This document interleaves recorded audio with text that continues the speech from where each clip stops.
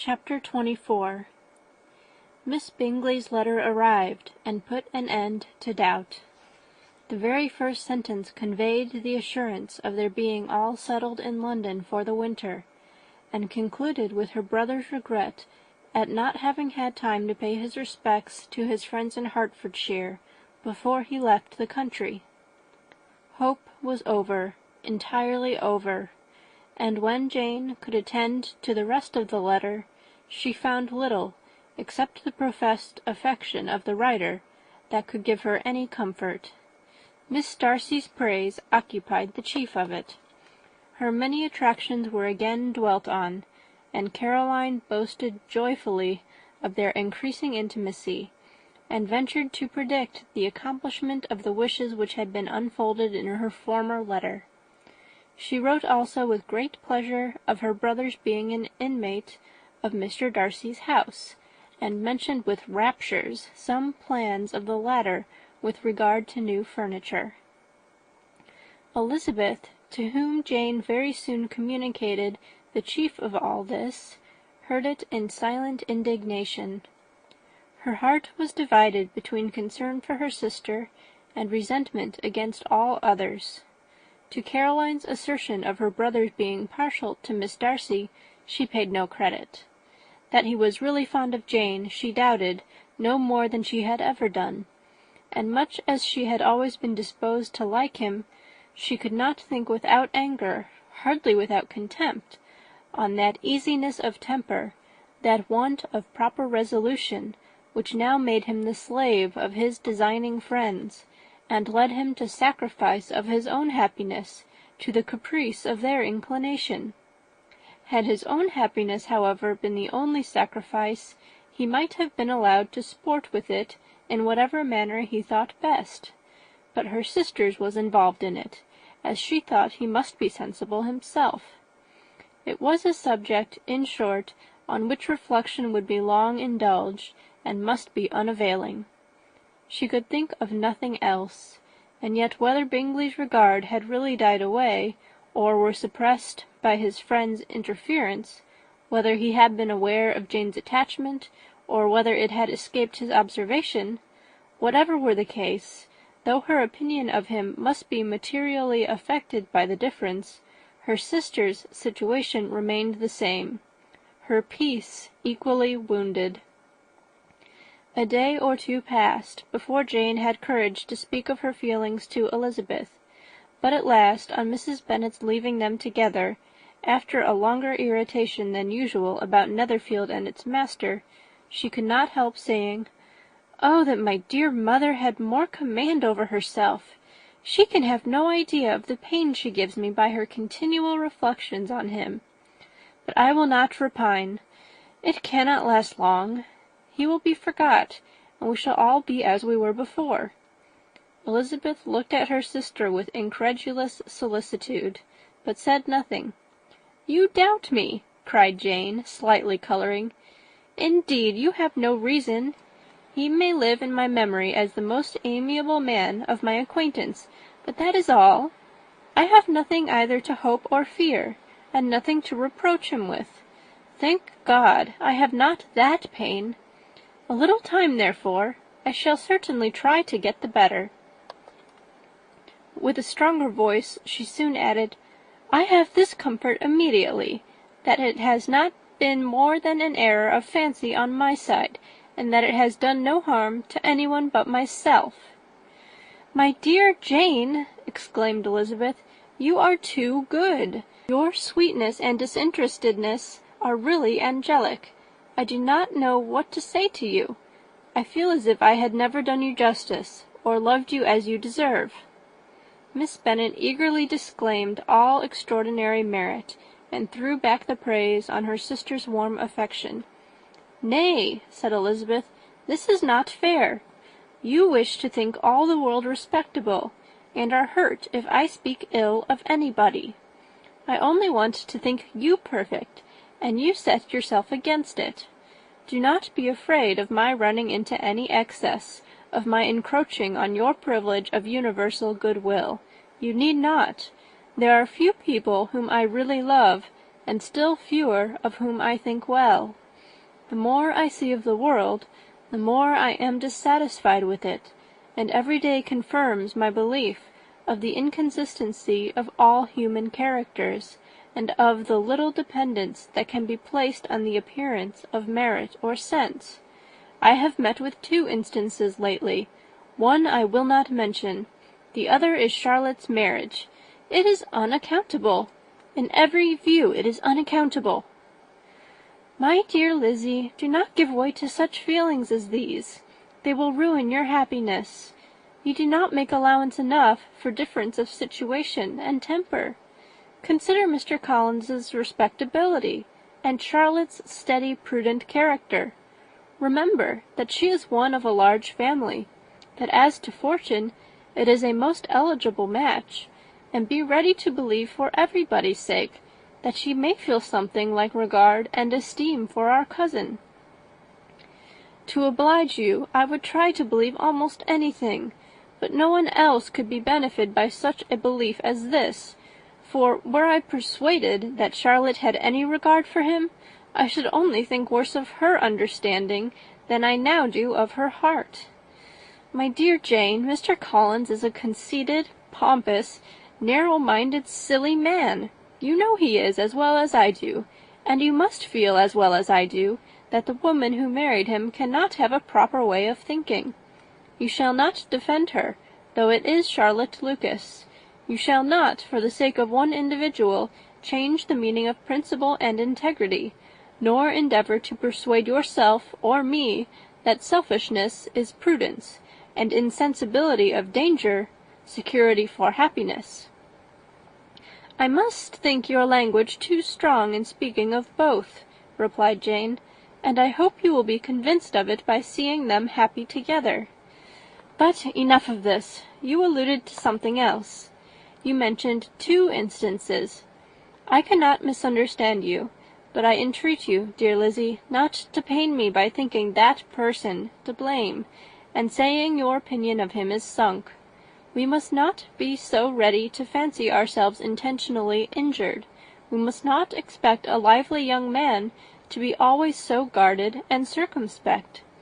It is very often nothing but our own vanity that deceives us.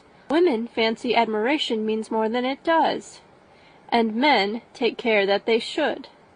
If it is designedly done, they cannot be justified, but I have no idea of there being so much design in the world as some persons imagine. I am far from attributing any part of Mr. Bingley's conduct to design, said Elizabeth, but without scheming to do wrong, or to make others unhappy, there may be error, and there may be misery. Thoughtlessness, want of attention to other people's feelings, and want of resolution will do the business. And do you impute it to either of those? Yes, to the last. But if I go on, I shall displease you by saying what I think of persons you esteem. Stop me whilst you can. You persist, then, in supposing his sisters influence him? Yes, in conjunction with his friend. I cannot believe it. Why should they try to influence him? They can only wish his happiness, and if he is attached to me, no other woman can secure it.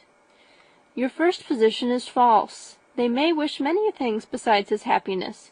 They may wish his increase of wealth and consequence. They may wish him to marry a girl who has all the importance of money, great connections, and pride. Beyond a doubt, they do wish him to choose Miss Darcy, replied Jane. But this may be from better feelings than you are supposing. They have known her much longer than they have known me. No wonder if they love her better. But whatever may be their own wishes, it is very unlikely they should have opposed their brothers. What sister would think herself at liberty to do it, unless there were something very objectionable? If they believed him attached to me, they would not try to part us. If he were so, they could not succeed. By supposing such an affection, you make everybody acting unnaturally and wrong, and me most unhappy. Do not distress me by the idea. I am not ashamed of having been mistaken, or at least it is light. It is nothing in comparison of what I should feel in thinking ill of him or his sisters. Let me take it in the best light. in the light in which it may be understood. Elizabeth could not oppose such a wish, and from this time Mr. Bingley's name was scarcely ever mentioned between them. Mrs. Bennet still continued to wonder and repine at his returning no more, and though a day seldom passed in which Elizabeth did not account for it clearly, there was little chance of her ever considering it with less perplexity. Her daughter endeavoured to convince her of what she did not believe herself, that his attentions to Jane had been merely the effect of a common and transient liking, which ceased when he saw her no more. But though the probability of the statement was admitted at the time, she had the same story to repeat every day. Mrs. Bennet's best comfort was that Mr. Bingley must be down again in the summer. Mr. Bennet treated the matter differently. "So, Lizzie," said he one day, "your sister is crossed in love, I find. I congratulate her. Next to being married, a girl likes to be crossed a little in love now and then. It is something to think of, and it gives her a sort of distinction among her companions. When is your turn to come? You will hardly bear to be long outdone by Jane. Now is your time. Here are officers enough in Meryton to disappoint all the young ladies in the country. Let Wickham be your man. He is a pleasant fellow, and would jilt you creditably." "Thank you, sir, but a less agreeable man would satisfy me. We must not all expect Jane's good fortune." "True," said Mr. Bennet, "but it is a comfort to think that whatever of that kind may befall you, you have an affectionate mother, who will make the most of it." Mr. Wickham's society was of material service in dispelling the gloom which the late perverse occurrences had thrown on many of the Longbourn family. They saw him often, and to his other recommendations was now added that of general unreserve. The whole of what Elizabeth had already heard, his claims on Mr. Darcy, and all that he had suffered from him, was now openly acknowledged and publicly canvassed, and everybody was pleased to know how much they had always disliked Mr. Darcy before they had known anything of the matter. Miss Bennet was the only creature who could suppose there might be any extenuating circumstances in the case, unknown to the society of Hertfordshire. Her mild and steady candour always pleaded for allowances, and urged the possibility of mistakes, but by everybody else Mr. Darcy was condemned as the worst of men. Chapter 25. After a week spent in professions of love and schemes of felicity, Mr. Collins was called from his amiable Charlotte by the arrival of Saturday. The pain of separation, however, might be alleviated on his side by preparations for the reception of his bride, as he had reason to hope that shortly after his return into Hertfordshire the day would be fixed that was to make him the happiest of men. He took leave of his relations at Longbourn with as much solemnity as before, wished his fair cousin's health and happiness again, and promised their father another letter of thanks. On the following Monday, Mrs. Bennet had the pleasure of receiving her brother and his wife, who came as usual to spend the Christmas at Longbourn. Mr. Gardiner was a sensible, gentlemanlike man, greatly superior to his sister, as well by nature as education. The Netherfield ladies would have had difficulty in believing that a man who lived by trade, and within view of his own warehouses, could have been so well bred and agreeable. Mrs. Gardiner, who was several years younger than Mrs. Bennet and Mrs. Phillips, was an amiable, intelligent, elegant woman, and a great favourite with all her Longbourn nieces. Between the two eldest, and herself especially, there subsisted a particular regard. They had frequently been staying with her in town. The first part of Mrs. Gardiner's business on her arrival was to distribute her presents and describe the newest fashions. When this was done, she had a less active part to play. It became her turn to listen. Mrs. Bennet had many grievances to relate, and much to complain of. They had all been very ill used since she last saw her sister. 2 of her girls had been upon the point of marriage, and after all there was nothing in it. "I do not blame Jane," she continued, "for Jane would have got Mr. Bingley if she could. But Lizzie, oh, sister, it is very hard to think that she might have been Mr. Collins's wife by this time, had it not been for her own perverseness. He made her an offer in this very room, and she refused him. The consequence of it is that Lady Lucas will have a daughter married before I have, and that the Longbourn estate is just as much entailed as ever. The Lucases are very artful people indeed, sister. They are all for what they can get. I am sorry to say it of them, but so it is.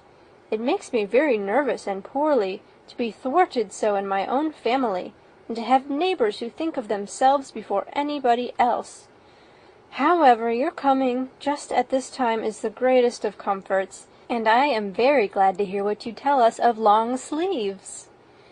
Mrs. Gardiner, to whom the chief of this news had been given before, in the course of Jane and Elizabeth's correspondence with her, made her sister a slight answer, and, in compassion to her nieces, turned the conversation. When alone with Elizabeth afterwards, she spoke more on the subject. "It seems likely to have been a desirable match for Jane," said she. "I am sorry it went off. But these things happen so often. A young man, such as you describe Mr. Bingley, so easily falls in love with a pretty girl for a few weeks, and when accident separates them, so easily forgets her, that these sort of inconsistencies are very frequent." "An excellent consolation in its way," said Elizabeth, "but it will not do for us. We do not suffer by accident. It does not often happen that the interference of friends will persuade a young man of independent fortune to think no more of a girl whom he was violently in love with only a few days before." "But that expression of violently in love is so hackneyed, so doubtful, so indefinite, that it gives me very little idea. It is as often applied to feelings which arrive from a half-hour's acquaintance, as to a real strong attachment. Pray, how violent was Mr. Bingley's love?" "I never saw a more promising inclination. He was growing quite inattentive to other people, and wholly engrossed by her. Every time they met, it was more decided and remarkable. At his own ball he offended 2 or 3 young ladies by not asking them to dance, and I spoke to him twice myself without receiving an answer. Could there be finer symptoms? Is not general incivility the very essence of love?" "Oh, yes, of that kind of love, which I suppose him to have felt. Poor Jane! I am sorry for her, because, with her disposition, she may not get over it immediately. It had better have happened to you, Lizzie. You would have laughed yourself out of it sooner. But do you think she would be prevailed upon to go back with us? Change of scene might be of service, and perhaps a little relief from home may be as useful as anything." Elizabeth was exceedingly pleased with this proposal, and felt persuaded of her sister's ready acquiescence. "I hope," added Mrs. Gardiner, "that no consideration with regard to this young man will influence her. We live in so different a part of town, all our connections are so different, and, as you well know, we get out so little, that it is very improbable that they should meet at all, unless he really comes to see her." "And that is quite impossible, for he is now in the custody of his friend, and Mr. Darcy would no more suffer him to call on Jane in such a part of London." "My dear aunt, how could you think of it? Mr. Darcy may have heard of such a place as Gracechurch Street, but he would hardly think a month's ablution enough to cleanse him from its impurities, were he once to enter it. And depend upon it, Mr. Bingley never stirs without him." "So much the better. I hope they will not meet at all. But does not Jane correspond with his sister? She will not be able to help calling. She will drop the acquaintance entirely. But in spite of the certainty in which Elizabeth affected to place this point, as well as the still more interesting one of Bingley's being withheld from seeing Jane, she felt a solicitude on the subject which convinced her, on examination, that she did not consider it entirely hopeless. It was possible, and sometimes she thought it probable, that his affection might be reanimated, and the influence of his friends successfully combated by the more natural influence of Jane's attractions. Miss Bennet accepted her aunt's invitation with pleasure, and the Bingleys were no otherwise in her thoughts at the same time than as she hoped by Caroline's not living in the same house with her brother, she might occasionally spend a morning with her, without any danger of seeing him. The Gardiners stayed a week at Longbourn, and what with the Phillipses, the Lucases, and the officers, there was not a day without its engagement. Mrs. Bennet had so carefully provided for the entertainment of her brother and sister, that they did not once sit down to a family dinner. When the engagement was for home, some of the officers always made part of it, of which officers Mr. Wickham was sure to be one, and on these occasions Mrs. Gardiner, rendered suspicious by Elizabeth's warm commendation, narrowly observed them both. Without supposing them, from what she saw, to be very seriously in love, their preference of each other was plain enough to make her a little uneasy, and she resolved to speak to Elizabeth on the subject before she left Hertfordshire, and represent to her the imprudence of encouraging such an attachment. To Mrs. Gardiner, Wickham had one means of affording pleasure, unconnected with his general powers. About 10 or a dozen years ago, before her marriage, she had spent a considerable time in that very part of Derbyshire to which he belonged. They had, therefore, many acquaintances in common, and though Wickham had been little there since the death of Darcy's father, it was yet in his power to give her fresher intelligence of her former friends than she had been in the way of procuring. Mrs. Gardiner had seen Pemberley, and known the late Mr. Darcy by character perfectly well. Here, consequently, was an inexhaustible subject of discourse. In comparing her recollection of Pemberley with the minute description which Wickham could give, and in bestowing her tribute of praise on the character of its late possessor, she was delighting both him and herself. On being made acquainted with the present Mr. Darcy's treatment of him, she tried to remember some of that gentleman's reputed disposition when quite a lad which might agree with it, and was confident at last that she recollected having heard Mr. Fitzwilliam Darcy formerly spoken of as a very proud, ill-natured boy. Chapter 26. Mrs. Gardiner's caution to Elizabeth was punctually and kindly given on the first favourable opportunity of speaking to her alone. After honestly telling her what she thought, she thus went on. "You are too sensible a girl, Lizzie, to fall in love merely because you are warned against it, and therefore I am not afraid of speaking openly. Seriously, I would have you be on your guard. Do not involve yourself, or endeavour to involve him, in an affection which the want of fortune would make so very imprudent. I have nothing to say against him. He is a most interesting young man, and if he had the fortune he ought to have, I should think you could not do better. But as it is, you must not let your fancy run away with you. You have sense, and we all expect you to use it. Your father would depend on your resolution and good conduct, I am sure. You must not disappoint your father." "My dear aunt, this is being serious indeed." "Yes, and I hope to engage you to be serious likewise." "Well, then, you need not be under any alarm. I will take care of myself, and of Mr. Wickham too. He shall not be in love with me, if I can prevent it." "Elizabeth, you are not serious now." "I beg your pardon. I will try again. At present I am not in love with Mr. Wickham. No, I certainly am not. But he is, beyond all comparison, the most agreeable man I ever saw, and if he becomes really attached to me, I believe it will be better that he should not. I see the imprudence of it. Oh, that abominable Mr. Darcy!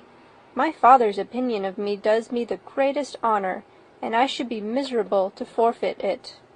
My father, however, is partial to Mr. Wickham. In short, my dear aunt, I should be very sorry to be the means of making any of you unhappy, but since we see every day that where there is affection, young people are seldom withheld, by immediate want of fortune, from entertaining such engagements with each other, how can I promise to be wiser than so many of my fellow creatures if I am tempted?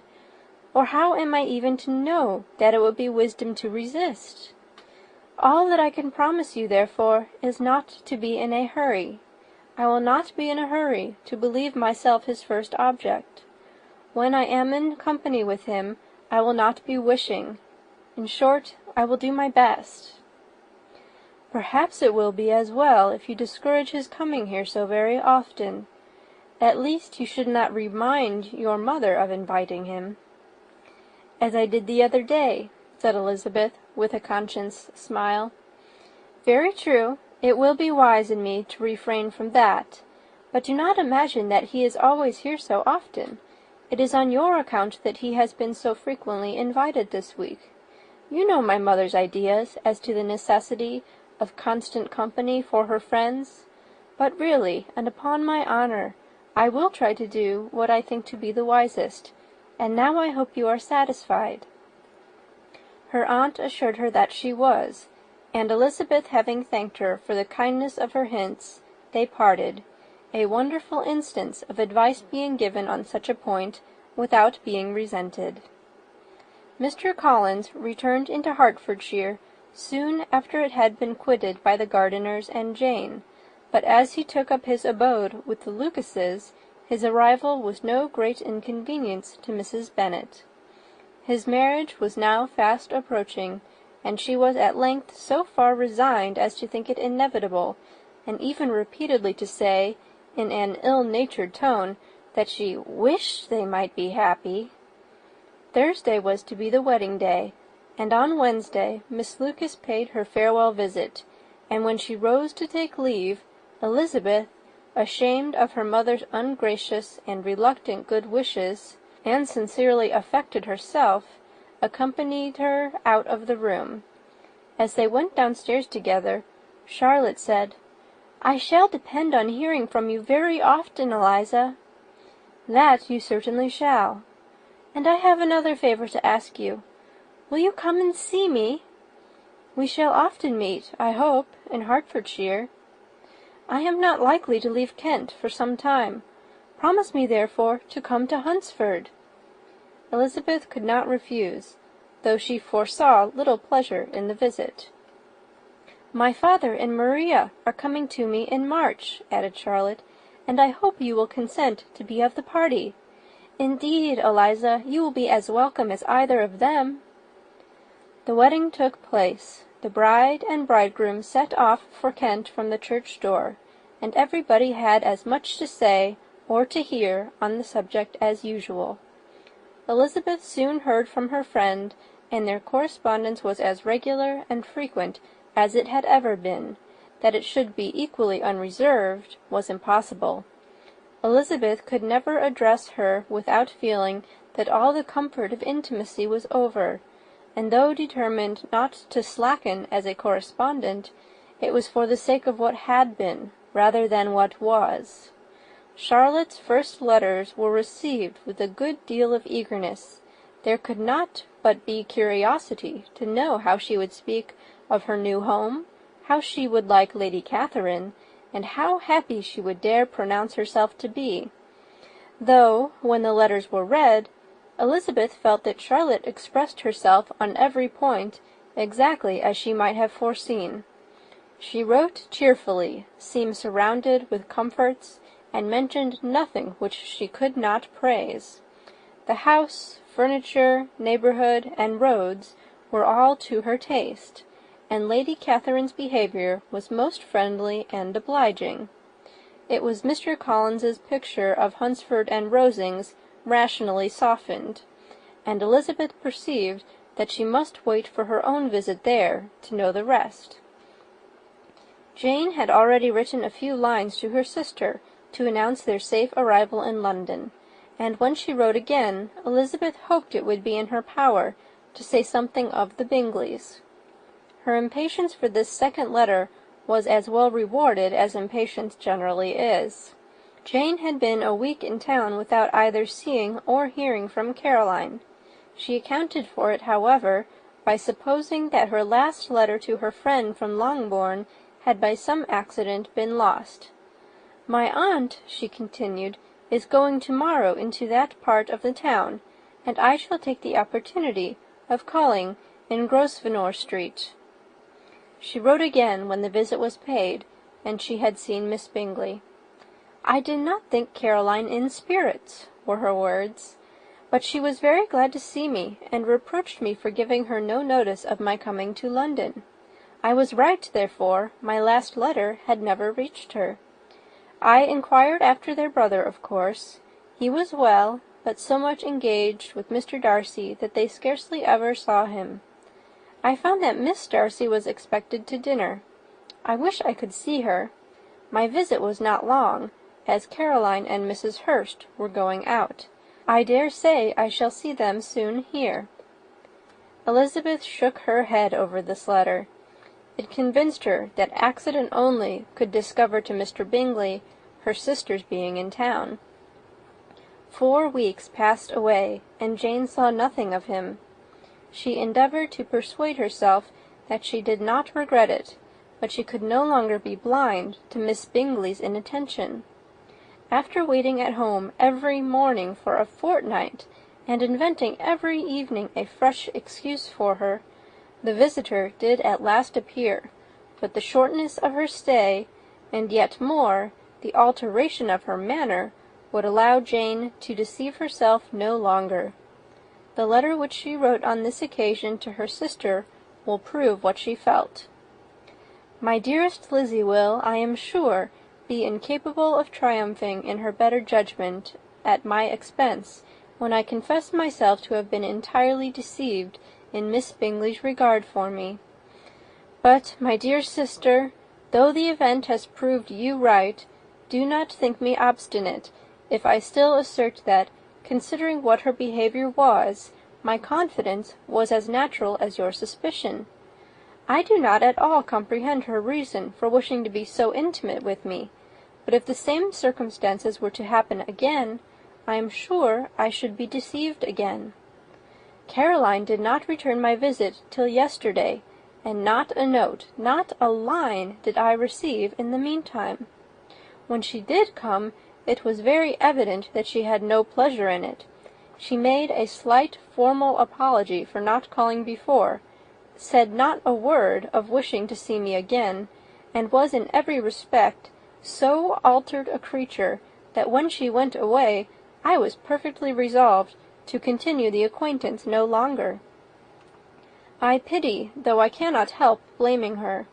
She was very wrong in singling me out as she did. I can safely say that every advance to intimacy began on her side. But I pity her, because she must feel that she has been acting wrong, and because I am very sure that anxiety for her brother is the cause of it. I need not explain myself farther, and though we know this anxiety to be quite needless, yet if she feels it, it will easily account for her behaviour to me. And so deservedly dear as he is to his sister, whatever anxiety she must feel on his behalf is natural and amiable. I cannot but wonder, however, at her having any such fears now, because, if he had at all cared about me, we must have met long ago. He knows of my being in town, I am certain, from something she said herself, and yet it would seem, by her manner of talking, as if she wanted to persuade herself that he is really partial to Miss Darcy. I cannot understand it. If I were not afraid of judging harshly, I should be almost tempted to say There is a strong appearance of duplicity in all this. But I will endeavour to banish every painful thought, and think only of what will make me happy. Your affection, and the invariable kindness of my dear uncle and aunt. Let me hear from you very soon. Miss Bingley said something of his never returning to Netherfield again, of giving up the house, but not with any certainty. We had better not mention it. I am extremely glad that you have such pleasant accounts from our friends at Hunsford. Pray go to see them, with Sir William and Maria. I am sure you will be very comfortable there. Yours, etc. This letter gave Elizabeth some pain, but her spirits returned as she considered that Jane would no longer be duped, by the sister at least. All expectation from the brother was now absolutely over. She would not even wish for a renewal of his attentions. His character sunk on every review of it, and as a punishment for him, as well as a possible advantage to Jane, she seriously hoped he might really soon marry Mr. Darcy's sister, as by Wickham's account she would make him abundantly regret what he had thrown away. Mrs. Gardiner about this time reminded Elizabeth of her promise concerning that gentleman, and required information, and Elizabeth had such to send as might rather give contentment to her aunt than to herself. His apparent partiality had subsided. His attentions were over. He was the admirer of some one else. Elizabeth was watchful enough to see it all, but she could see it and write of it without material pain. Her heart had been slightly touched, and her vanity was satisfied with believing that she would have been his only choice had fortune permitted it. The sudden acquisition of 10,000 pounds was the most remarkable charm of the young lady to whom he was now rendering himself agreeable. But Elizabeth, less clear-sighted perhaps in this case than in Charlotte's, did not quarrel with him for his wish of independence. Nothing, on the contrary, could be more natural, and while able to suppose that it cost him a few struggles to relinquish her, she was ready to allow it a wise and desirable measure for both, and could very sincerely wish him happy. All this was acknowledged to Mrs. Gardiner, and after relating the circumstances, she thus went on. "I am now convinced, my dear aunt, that I have never been much in love, for had I really experienced that pure and elevating passion, I should at present detest his very name, and wish him all manner of evil. But my feelings are not only cordial towards him, they are even impartial towards Miss King. I cannot find out that I hate her at all, or that I am in the least unwilling to think her a very good sort of girl. There can be no love in all this. My watchfulness has been effectual, and though I certainly should be a more interesting object to all my acquaintances were I distractedly in love with him, I cannot say that I regret my comparative insignificance. Importance may sometimes be purchased too dearly. Kitty and Lydia take his defection much more to heart than I do. They are young in the ways of the world, and not yet open to the mortifying conviction that handsome young men must have something to live on, as well as the plain." Chapter 27. With no greater events than these in the Longbourn family, and otherwise diversified by little beyond the walks to Meryton, sometimes dirty and sometimes cold, did January and February pass away. March was to take Elizabeth to Hunsford. She had not at first thought very seriously of going thither, but Charlotte, she soon found, was depending on the plan, and she gradually learned to consider it herself with greater pleasure as well as greater sincerity. Absence had increased her desire of seeing Charlotte again, and weakened her disgust of Mr. Collins. There was novelty in the scheme, and as, with such a mother and such uncompanionable sisters, home could not be faultless, a little change was not unwelcome for its own sake.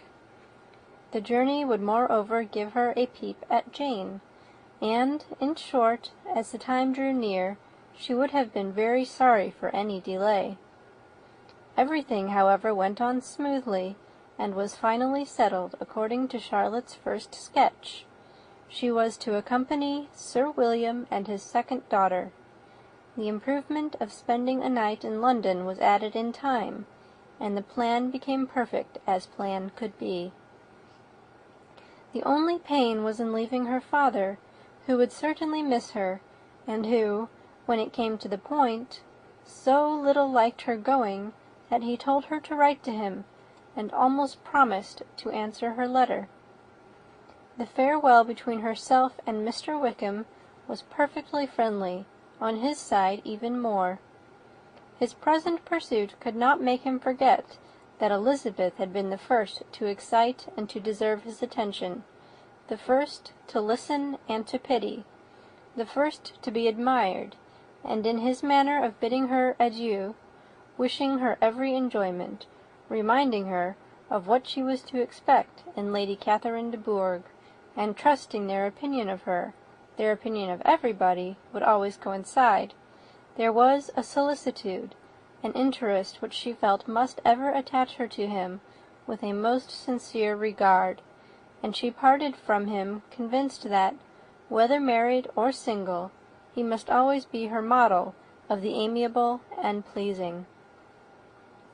Her fellow travellers the next day were not of a kind to make her think him less agreeable. Sir William Lucas and his daughter Maria, a good-humoured girl, but as empty-headed as himself, had nothing to say that could be worth hearing, and were listened to with about as much delight as the rattle of the chaise. Elizabeth loved absurdities, but she had known Sir William's too long. He could tell her nothing new of the wonders of his presentation and knighthood, and his civilities were worn out, like his information. It was a journey of only 24 miles, and they began it so early as to be in Gracechurch Street by noon. As they drove to Mr. Gardiner's door, Jane was at a drawing-room window watching their arrival. When they entered the passage, she was there to welcome them, and Elizabeth, looking earnestly in her face, was pleased to see it healthful and lovely as ever. On the stairs were a troop of little boys and girls, whose eagerness for their cousin's appearance would not allow them to wait in the drawing-room, and whose shyness, as they had not seen her for a 12-month, prevented their coming lower. All was joy and kindness. The day passed most pleasantly away, the morning in bustle and shopping, and the evening at one of the theatres. Elizabeth then contrived to sit by her aunt. Their first object was her sister, and she was more grieved than astonished to hear, in reply to her minute inquiries, that though Jane always struggled to support her spirits, there were periods of dejection. It was reasonable, however, to hope that they would not continue long. Mrs. Gardiner gave her the particulars also of Miss Bingley's visit in Gracechurch Street, and repeated conversations occurring at different times between Jane and herself, which proved that the former had, from her heart, given up the acquaintance. Mrs. Gardiner then rallied her niece on Wickham's desertion, and complimented her on bearing it so well. "But, my dear Elizabeth," she added, "what sort of girl is Miss King? I should be sorry to think our friend mercenary." "Pray, my dear aunt, what is the difference in matrimonial affairs between the mercenary and the prudent motive? Where does discretion end and avarice begin? Last Christmas you were afraid of his marrying me, because it would be imprudent, and now, because he is trying to get a girl with only 10,000 pounds, you want to find out that he is mercenary. If you will only tell me what sort of girl Miss King is, I shall know what to think." "She is a very good kind of girl, I believe. I know no harm of her." "But he paid her not the smallest attention, till her grandfather's death made her mistress of this fortune." "No. What should he? If it were not allowable for him to gain my affections because I had no money, what occasion could there be for making love to a girl whom he did not care about, and who was equally poor?" there seems an indelicacy in directing his attentions towards her so soon after this event. A man in distressed circumstances has not time for all those elegant decorums which other people may observe. If she does not object to it, why should we? Her not objecting does not justify him. It only shows her being deficient in something herself, sense or feeling. "Well," cried Elizabeth, "have it as you choose. He shall be mercenary, and she shall be foolish." "No, Lizzie, that is what I do not choose. I should be sorry, you know, to think ill of a young man who has lived so long in Derbyshire." "Oh, if that is all, I have a very poor opinion of young men who live in Derbyshire, and their intimate friends who live in Hertfordshire are not much better. I am sick of them all. Thank heaven! I am going tomorrow where I shall find a man who has not one agreeable quality, who has neither manner nor sense to recommend him. Stupid men are the only ones worth knowing, after all." "Take care, Lizzie. That speech savours strongly of disappointment." Before they were separated by the conclusion of the play, she had the unexpected happiness of an invitation to accompany her uncle and aunt in a tour of pleasure which they proposed taking in the summer. "We have not determined how far it shall carry us," said Mrs. Gardiner, "but perhaps to the lakes." No scheme could have been more agreeable to Elizabeth, and her acceptance of the invitation was most ready and grateful. "Oh, my dear, dear aunt," she rapturously cried, "what delight! What felicity! You give me fresh life and vigour. Adieu to disappointment and spleen. What are young men to rocks and mountains? Oh, what hours of transport we shall spend! And when we do return, it shall not be like other travellers, without being able to give one accurate idea of anything. We will know where we have gone. We will recollect what we have seen. Lakes, mountains, and rivers shall not be jumbled together in our imaginations, nor when we attempt to describe any particular scene will we begin quarrelling about its relative situation.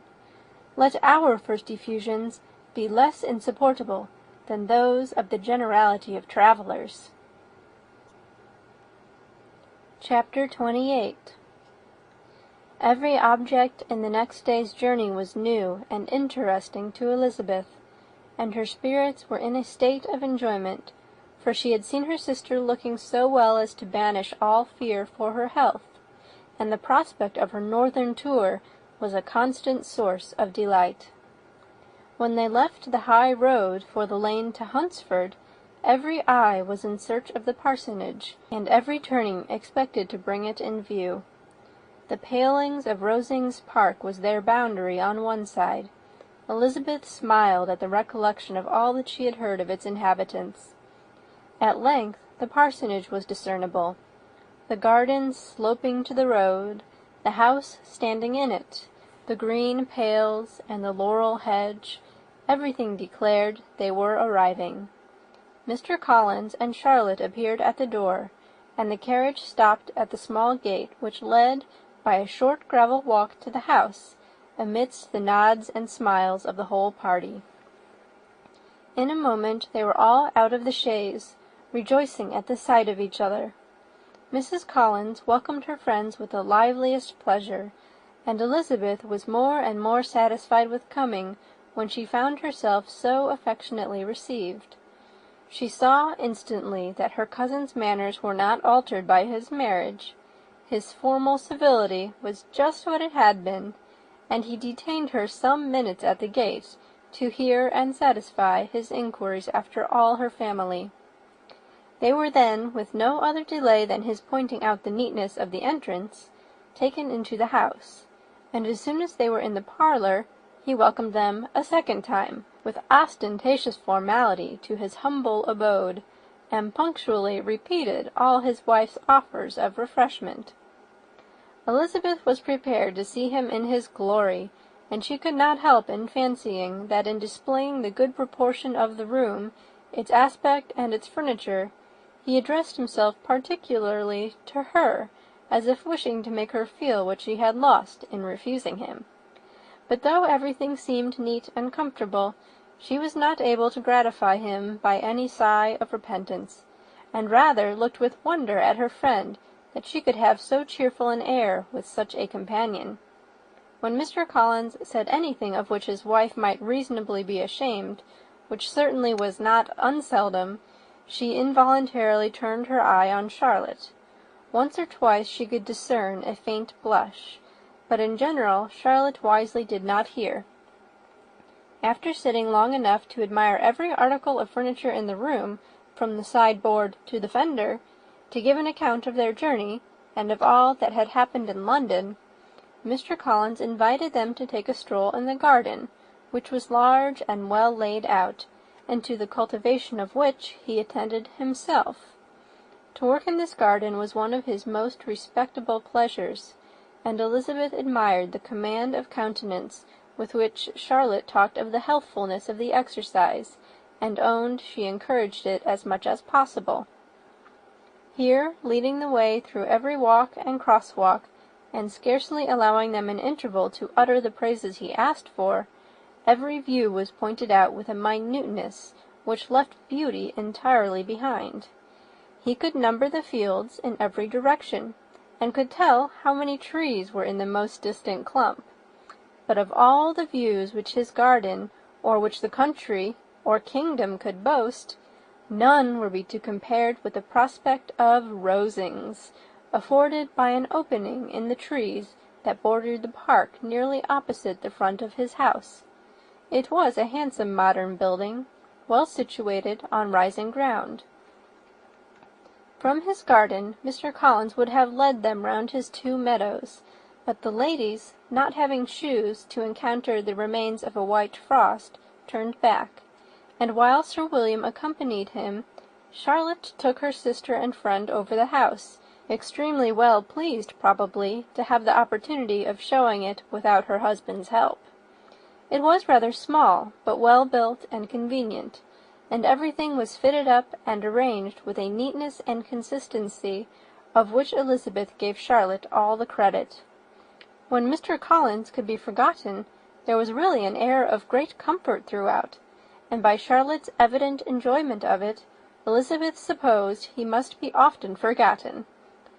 She had already learnt that Lady Catherine was still in the country. It was spoken of again while they were at dinner, when Mr. Collins, joining in, observed, "Yes, Miss Elizabeth, you will have the honour of seeing Lady Catherine de Bourgh on the ensuing Sunday at church, and I need not say you will be delighted with her. She is all affability and condescension, and I doubt not but you will be honoured with some portion of her notice when service is over. I have scarcely any hesitation in saying she will include you and my sister Maria in every invitation with which she honours us during your stay here. Her behaviour to my dear Charlotte is charming. We dine at Rosings twice every week, and are never allowed to walk home. Her ladyship's carriage is regularly ordered for us. I should say one of her ladyship's carriages, for she has several." "Lady Catherine is a very respectable, sensible woman indeed," said Charlotte, "and a most attentive neighbour." "Very true, my dear. That is exactly what I say. She is the sort of woman whom one cannot regard with too much deference." The evening was spent chiefly in talking over Hertfordshire news, and telling again what had already been written. In the solitude of her chamber, had to meditate upon Charlotte's degree of contentment, to understand her address in guiding, and composure in bearing with, her husband, and to acknowledge that it was all done very well. She had also to anticipate how her visit would pass, the quiet tenor of their usual employments, the vexatious interruptions of Mr. Collins, and the gaieties of their intercourse with Rosings. A lively imagination soon settled it all. About the middle of the next day, as she was in her room getting ready for a walk, a sudden noise below seemed to speak the whole house in confusion, and, after listening a moment, she heard somebody running upstairs in a violent hurry, and calling loudly after her. she opened the door and met Maria in the landing-place, who, breathless with agitation, cried out, "Oh, my dear Eliza, pray make haste and come into the dining-room, for there is such a sight to be seen. I will not tell you what it is. Make haste, and come down this moment." Elizabeth asked questions in vain. Maria would tell her nothing more, and down they ran into the dining-room, which fronted the lane, in quest of this wonder. It was two ladies, stopped in a low phaeton, at the garden gate. "And this is all?" cried Elizabeth. "I expected at least that the pigs were got into the garden, and here is nothing but Lady Catherine and her daughter." "My dear," said Maria, quite shocked at the mistake, "it is not Lady Catherine. The old lady is Mrs. Jenkinson, who lives with them. The other is Miss de Bourgh. Only look at her. She is quite a little creature. Who would have thought that she could be so thin and small? She is abominably rude to keep Charlotte out of doors in all this wind. Why does she not come in?" "Oh, Charlotte says she hardly ever does. It is the greatest of favours when Miss de Bourgh comes in." "I like her appearance," said Elizabeth, struck with other ideas. "She looks sickly and cross. Yes, she will do for him very well. She will make him a very proper wife." Mr. Collins and Charlotte were both standing at the gate in conversation with the ladies, and Sir William, to Elizabeth's high diversion, was stationed in the doorway, in earnest contemplation of the greatness before him, and constantly bowing whenever Miss de Bourgh looked that way. At length there was nothing more to be said. The ladies drove on, and the others returned into the house. Mr. Collins no sooner saw the two girls than he began to congratulate them on their good fortune, which Charlotte explained by letting them know that the whole party was asked to dine at Rosings the next day. Chapter 29. Mr. Collins's triumph, in consequence of this invitation, was complete. The power of displaying the grandeur of his patroness to his wondering visitors, and of letting them see her civility towards himself and his wife, was exactly what he had wished for, and that an opportunity of doing it should be given so soon was such an instance of Lady Catherine's condescension as he knew not how to admire enough. "I confess," said he, "that I should not have been at all surprised by her ladyship's asking us on Sunday to drink tea and spend the evening at Rosings. I rather expected, from my knowledge of her affability, that it would happen. But who could have foreseen such an attention as this? Who could have imagined that we should receive an invitation to dine there, an invitation, moreover, including the whole party, so immediately after your arrival?" "I am the less surprised at what has happened," replied Sir William, "from that knowledge of what the matters of the great really are, which my situation in life has allowed me to acquire. About the court, such instances of elegant breeding are not uncommon." Scarcely anything was talked of the whole day or next morning but their visit to Rosings. Mr. Collins was carefully instructing them in what they were to expect, that the sight of such rooms, so many servants, and so splendid a dinner might not wholly overpower them. When the ladies were separating for the toilette, he said to Elizabeth, "Do not make yourself uneasy, my dear cousin, about your apparel. Lady Catherine is far from requiring that elegance of dress in us which becomes herself and her daughter. I would advise you merely to put on whatever of your clothes is superior to the rest. There is no occasion for anything more. Lady Catherine will not think the worse of you for being simply dressed. She likes to have the distinction of rank preserved." While they were dressing, he came 2 or 3 times to their different doors to recommend their being quick, as Lady Catherine very much objected to be kept waiting for her dinner. Such formidable accounts of her ladyship and her manner of living quite frightened Maria Lucas, who had been little used to company, and she looked forward to her introduction at Rosings with as much apprehension as her father had done to his presentation at St. James's. As the weather was fine, they had a pleasant walk of about half a mile across the park. Every park has its beauty and its prospects, and Elizabeth saw much to be pleased with, though she could not be in such raptures as Mr. Collins expected the scene to inspire, and was but slightly affected by his enumeration of the windows in front of the house, and his relation of what the glazing altogether had originally cost Sir Louis de Bourgh. When they ascended the steps to the hall, Maria's alarm was every moment increasing, and even Sir William did not look perfectly calm. Elizabeth's courage did not fail her. She had heard nothing of Lady Catherine that spoke her awful from any extraordinary talents or miraculous virtue, and the mere stateliness of money or rank she thought she could witness without trepidation. From the entrance hall, of which Mr. Collins pointed out with a rapturous air the fine proportion and the finished ornaments, they followed the servants through an antechamber to the room where Lady Catherine, her daughter, and Mrs. Jenkinson were sitting.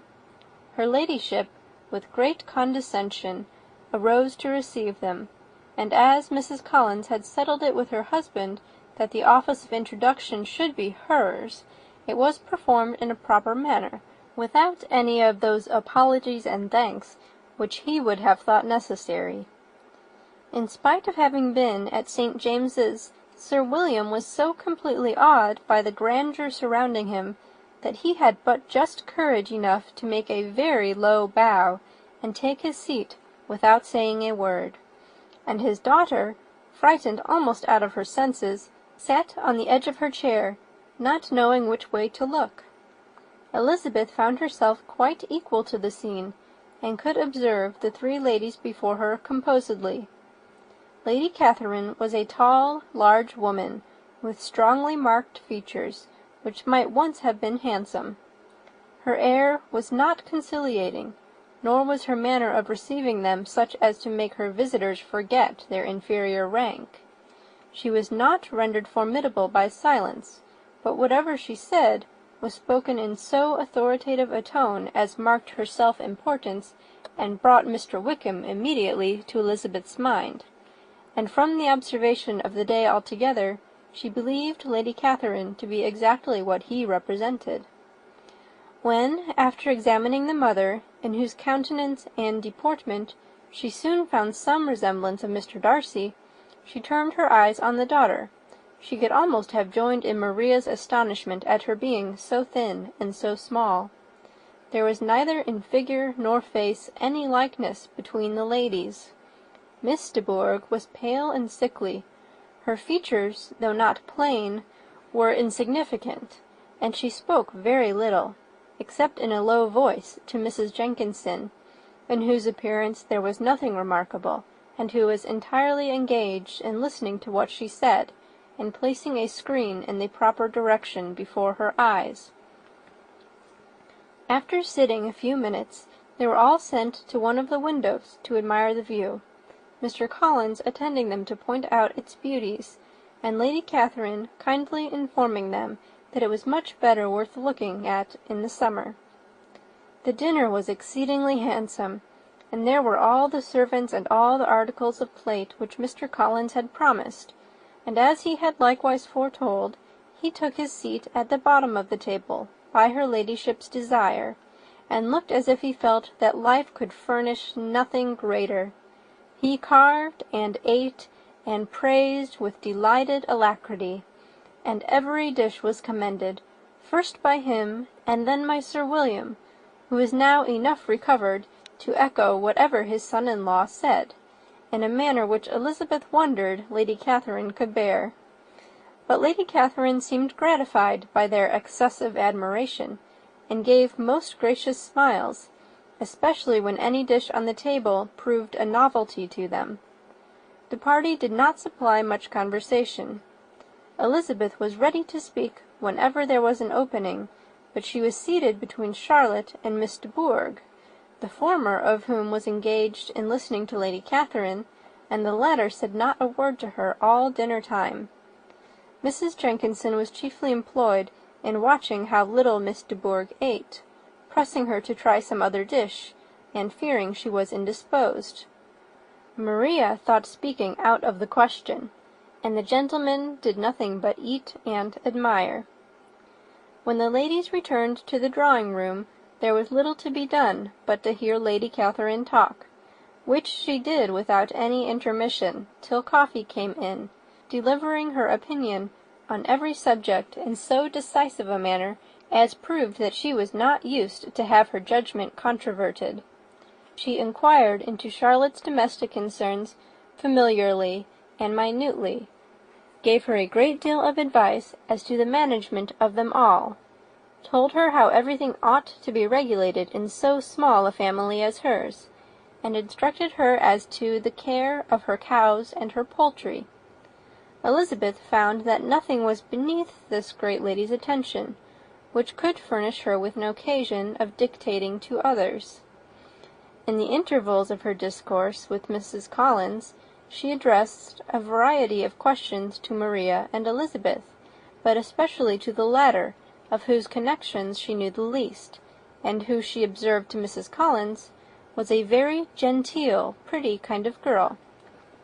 She asked her at different times how many sisters she had, whether they were older or younger than herself, whether any of them were likely to be married, whether they were handsome, where they had been educated, what carriage her father kept, and what had been her mother's maiden name. Elizabeth felt all the impertinence of her questions, but answered them very composedly. Lady Catherine then observed, "Your father's estate is entailed on Mr. Collins, I think. For your sake," turning to Charlotte, "I am glad of it, but otherwise I see no occasion for entailing estates from the female line. It was not thought necessary in Sir Louis de Bourgh's family. Do you play and sing, Miss Bennet?" "A little." "Oh, then, some time or other, we shall be happy to hear you.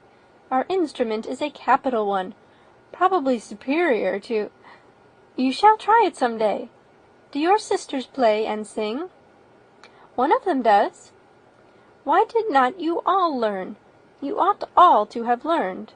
The Miss Webbs all play, and their father has not so good an income as yours. Do you draw?"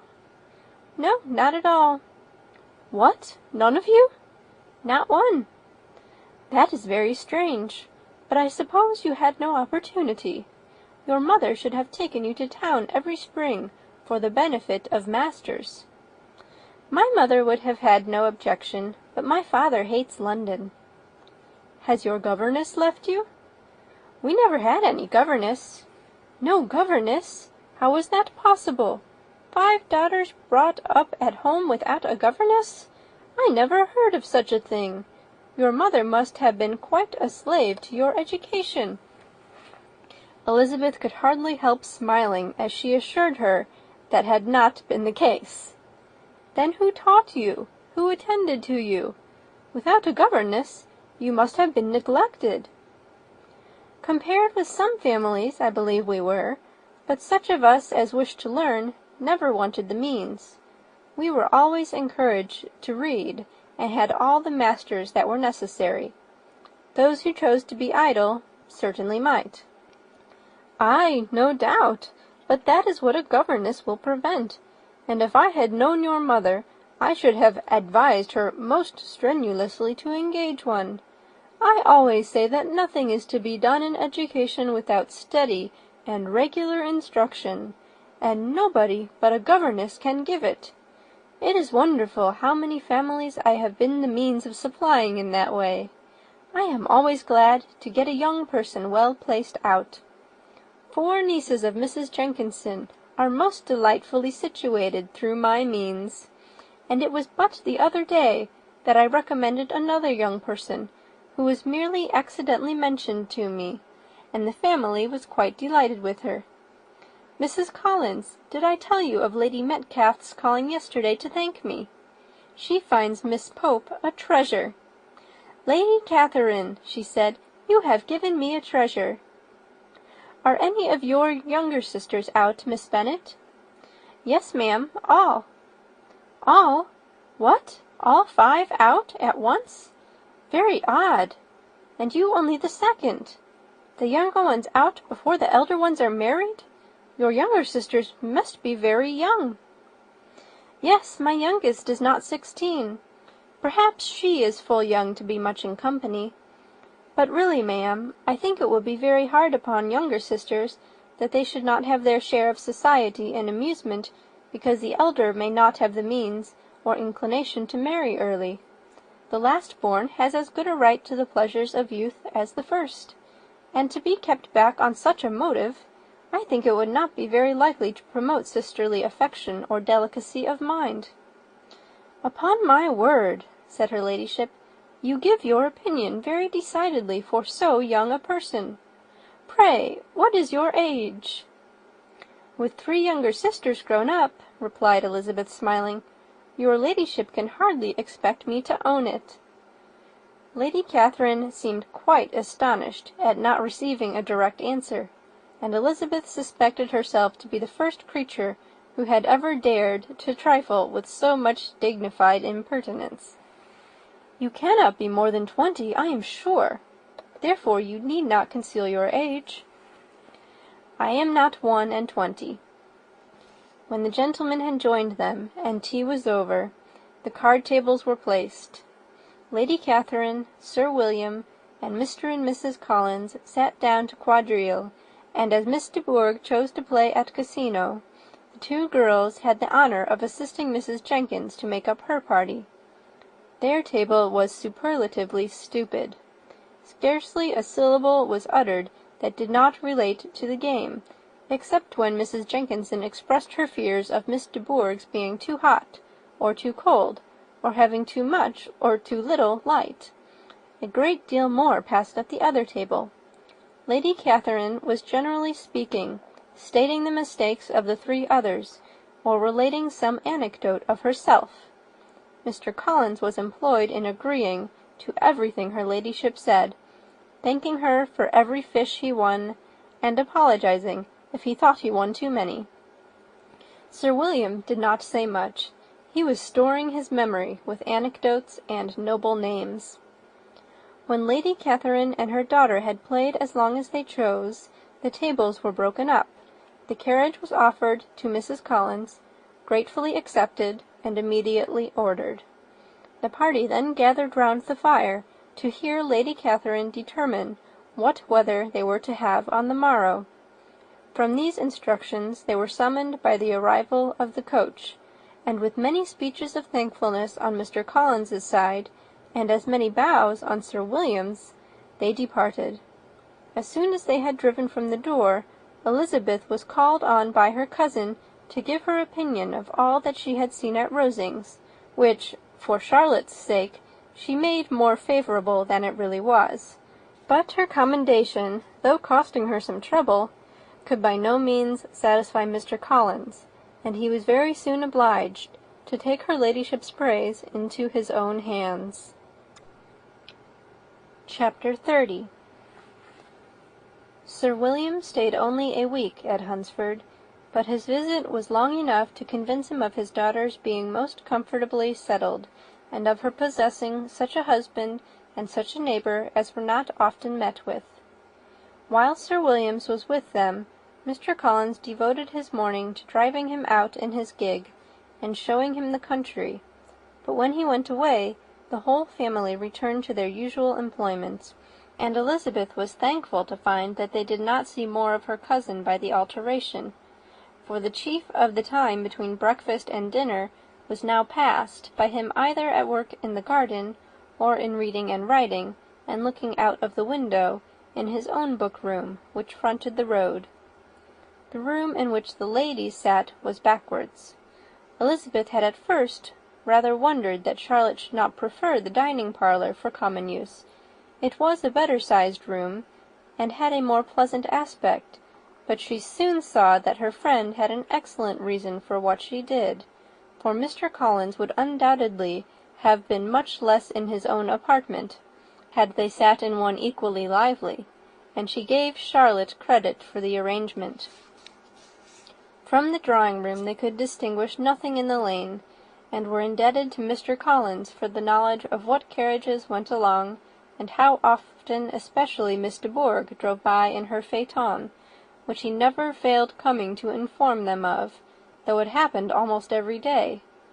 She not unfrequently stopped at the parsonage, and had a few minutes' conversation with Charlotte, but was scarcely ever prevailed upon to get out. Very few days passed in which Mr. Collins did not walk to Rosings, and not many in which his wife did not think it necessary to go likewise, and till Elizabeth recollected that there might be other family livings to be disposed of, she could not understand the sacrifice of so many hours. Now and then they were honoured with a call from her ladyship, and nothing escaped her observation that was passing in the room during these visits. She examined into their employments, looked at their work, and advised them to do it differently, found fault with the arrangement of the furniture, or detected the housemaid in negligence, and if she accepted any refreshment, seemed to do it only for the sake of finding out that Mrs. Collins's joints of meat were too large for her family.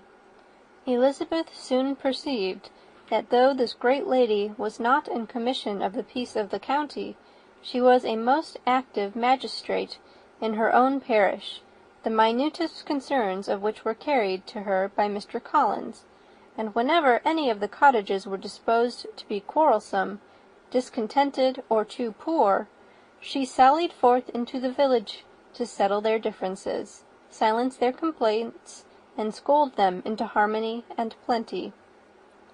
The entertainment of dining at Rosings was repeated about twice a week, and, allowing for the loss of Sir William, and there being only one card-table in the evening, every such entertainment was the counterpart of the first. Their other engagements were few, as the style of living in the neighbourhood in general was beyond Mr. Collins's reach. This, however, was no evil to Elizabeth, and upon the whole she spent her time comfortably enough. There were half-hours of pleasant conversation with Charlotte, and the weather was so fine for the time of year that she had often great enjoyment out of doors. Her favourite walk, and where she frequently went while the others were calling on Lady Catherine, was along the open grove which edged that side of the park, where there was a nice sheltered path, which no one seemed to value but herself, and where she felt beyond the reach of Lady Catherine's curiosity. In this quiet way the first fortnight of her visit soon passed away. Easter was approaching, and the week preceding it was to bring an addition to the family at Rosings, which in so small a circle must be important. Elizabeth had heard soon after her arrival that Mr. Darcy was expected there in the course of a few weeks, and though there were not many of her acquaintances whom she did not prefer, his coming would furnish one comparatively new to look at in their Rosings parties, and she might be amused in seeing how hopeless Miss Bingley's designs on him were, by his behaviour to his cousin, for whom he was evidently destined by Lady Catherine, who talked of his coming with the greatest satisfaction, spoke of him in terms of the highest admiration, and seemed almost angry to find that he had already been frequently seen by Miss Lucas and herself. His arrival was soon known at the parsonage, for Mr. Collins was walking the whole morning within view of the lodges opening into Hunsford Lane, in order to have the earliest assurance of it, and, after making his bow as the carriage turned into the park, hurried home with the great intelligence. On the following morning he hastened to Rosings to pay his respects. There were 2 nephews of Lady Catherine to require them, for Mr. Darcy had brought with him a Colonel Fitzwilliam, the younger son of his uncle Lord Fitzwilliam, and, to the great surprise of all the party, when Mr. Collins returned, the gentlemen accompanied him. Charlotte had seen them from her husband's room, crossing the road, and immediately running into the other, told the girls what an honour they might expect, adding, "I may thank you, Eliza, for this piece of civility. Mr. Darcy would never have come so soon to wait upon me." Elizabeth had scarcely time to disclaim all right to the compliment before their approach was announced by the door-bell, and shortly afterwards the 3 gentlemen entered the room. Colonel Fitzwilliam, who led the way, was about 30, not handsome, but in person and address most truly the gentleman. Mr. Darcy looked just as he had been used to look in Hertfordshire, paid his compliments with his usual reserve to Mrs. Collins, and, whatever might be his feelings towards her friend, met her with every appearance of composure. Elizabeth merely curtsied to him without saying a word. Colonel Fitzwilliam entered into conversation directly with the readiness and ease of a well-bred man, and talked very pleasantly, but his cousin, after having addressed a slight observation on the house and garden to Mrs. Collins, sat for some time without speaking to anybody. At length, however, his civility was so far awakened as to inquire of Elizabeth after the health of her family. She answered him in the usual way, and after a moment's pause added, "My eldest sister has been in town these 3 months. Have you never happened to see her?" She was perfectly sensible that he never had, but she wished to see whether he would betray any consciousness of what had passed between the Bingleys and Jane, and she thought he looked a little confused as he answered that he had never been so fortunate as to meet Miss Bennet. The subject was pursued no farther, and the gentleman soon afterwards went away. Chapter 31. Colonel Fitzwilliam's manners were very much admired at the parsonage, and the ladies all felt that he must add considerably to the pleasures of their engagements at Rosings. It was some days, however, before they received any invitation thither, for while there were visitors in the house, they could not be necessary, and it was not till Easter Day, almost a week after the gentleman's arrival, that they were honoured by such an attention, and then they were merely asked on leaving church to come there in the evening. For the last week they had seen very little of Lady Catherine or her daughter. Colonel Fitzwilliam had called at the parsonage more than once during the time, but Mr. Darcy they had seen only at church. The invitation was accepted, of course, and at a proper hour they joined the party in Lady Catherine's drawing-room. Her ladyship received them civilly, but it was plain that their company was by no means so acceptable as when she could get nobody else, and she was, in fact, almost engrossed by her nephews, speaking to them, especially to Darcy, much more than to any other person in the room. Colonel Fitzwilliam seemed really glad to see them. Anything was a welcome relief to him at Rosings, and Mrs. Collins's pretty friend had moreover caught his fancy very much. He now seated himself by her, and talked so agreeably of Kent and Hertfordshire, of travelling and staying at home, of new books and music, that Elizabeth had never been half so well entertained in that room before, and they conversed with so much spirit and flow as to draw the attention of Lady Catherine herself, as well as of Mr. Darcy.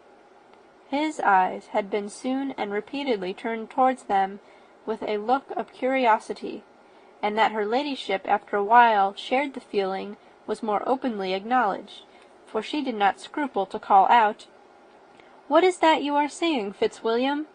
What is it you are talking of? What are you telling Miss Bennet? Let me hear what it is."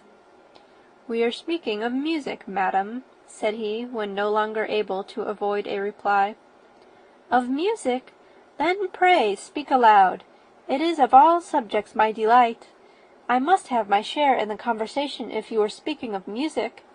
There are few people in England, I suppose, who have more true enjoyment of music than myself, or a better natural taste. If I had ever learnt, I should have been a great proficient, and so would Anne, if her health had allowed her to apply. I am confident that she would have performed delightfully. How does Georgiana get on, Darcy?" Mr. Darcy spoke with affectionate praise of his sister's proficiency. "I am very glad to hear such a good account of her," said Lady Catherine, "and pray tell her from me that she cannot expect to excel if she does not practice a good deal." "I assure you, madam," he replied, "that she does not need such advice. She practices very constantly." "So much the better. It cannot be done too much, and when I next write to her, I shall charge her not to neglect it on any account. I often tell young ladies that no excellence in music is to be acquired without constant practice. I have told Miss Bennet several times that she will never play really well unless she practices more, and though Mrs. Collins has no instrument, she is very welcome, as I have often told her, to come to Rosings every day and play on the pianoforte in Mrs. Jenkinson's room. She would be in nobody's way, you know, in that part of the house." Mr. Darcy looked a little ashamed of his aunt's ill-breeding, and made no answer. When coffee was over, Colonel Fitzwilliam reminded Elizabeth of having promised to play to him, and she sat down directly to the instrument. He drew a chair near her.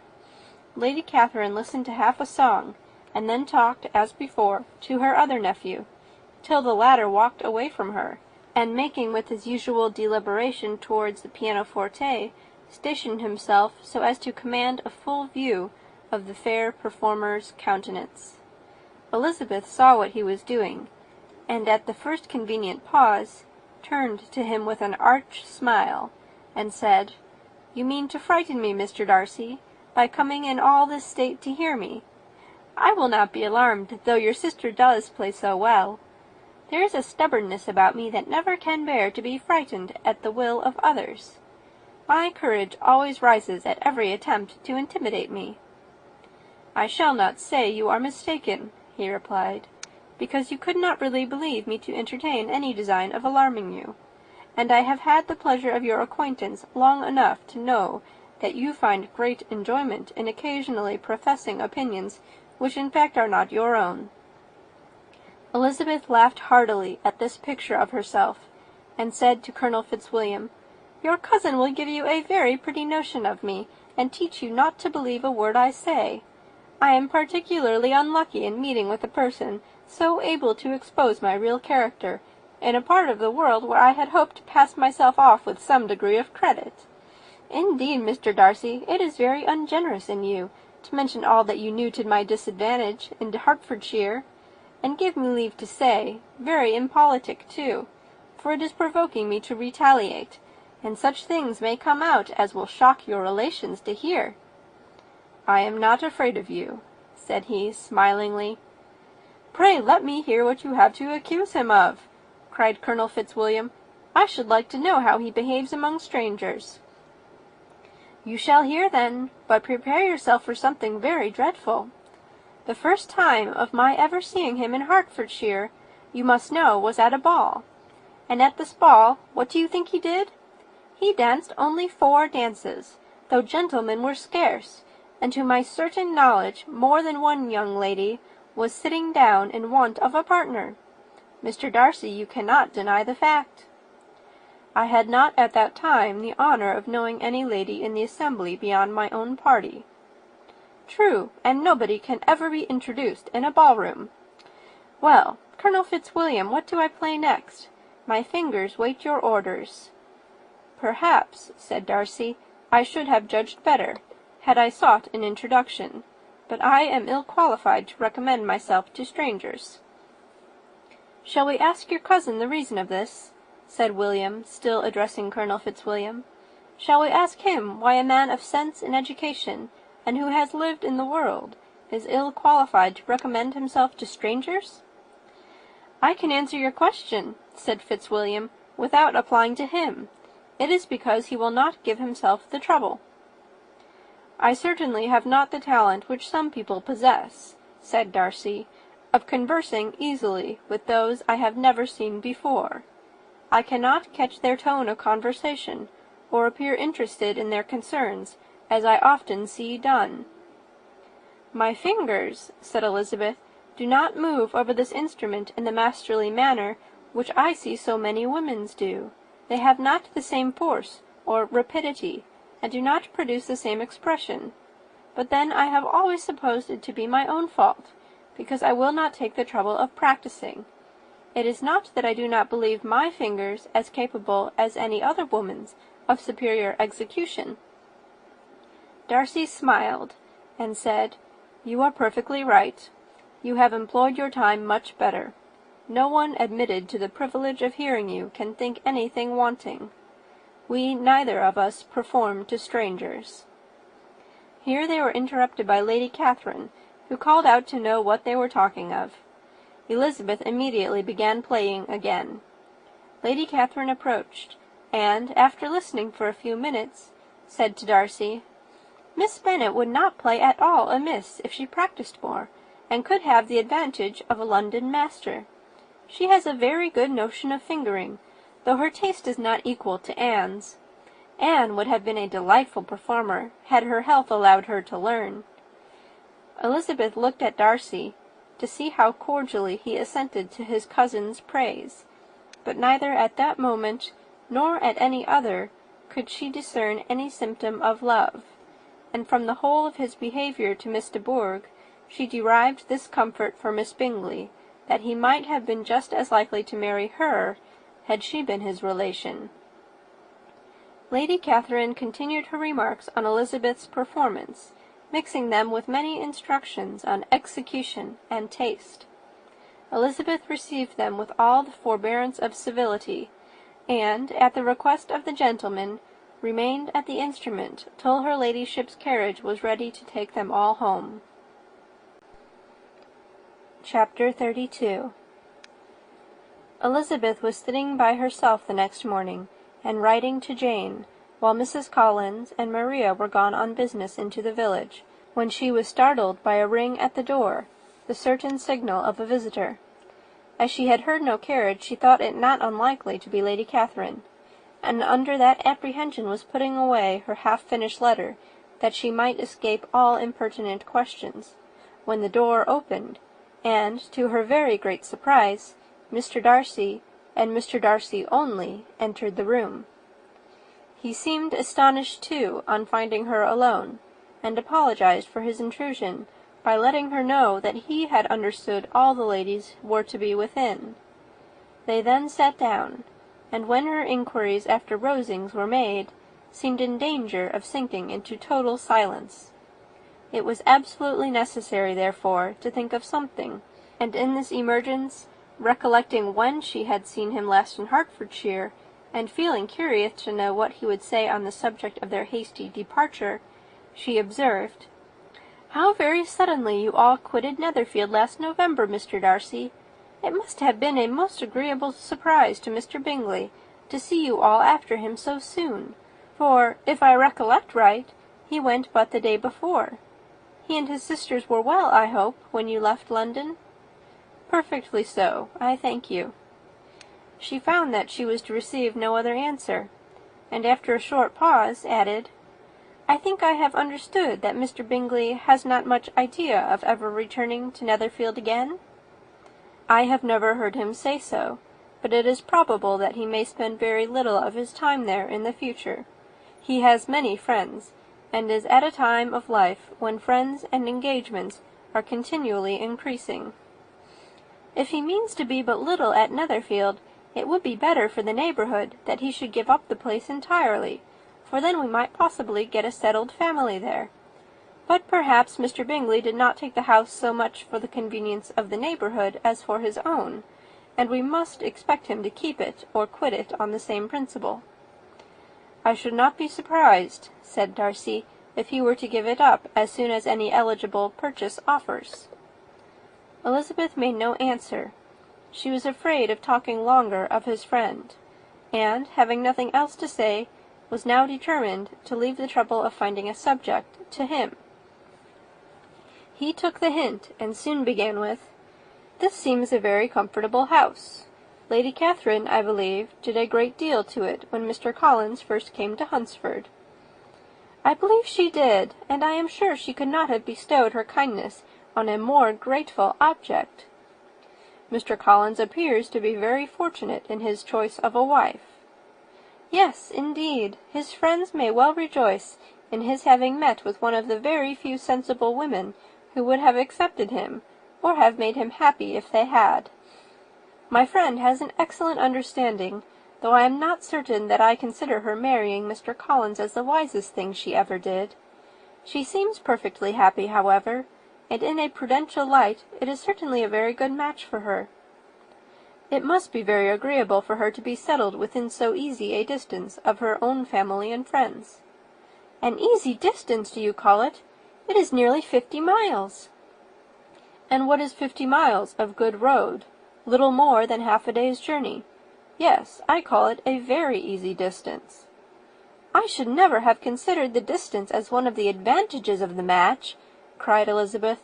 I should never have said Mrs. Collins was settled near her family. It is proof of your own attachment to Hertfordshire. Anything beyond the very neighbourhood of Longbourn, I suppose, would appear far. As he spoke, there was a sort of smile which Elizabeth fancied she understood.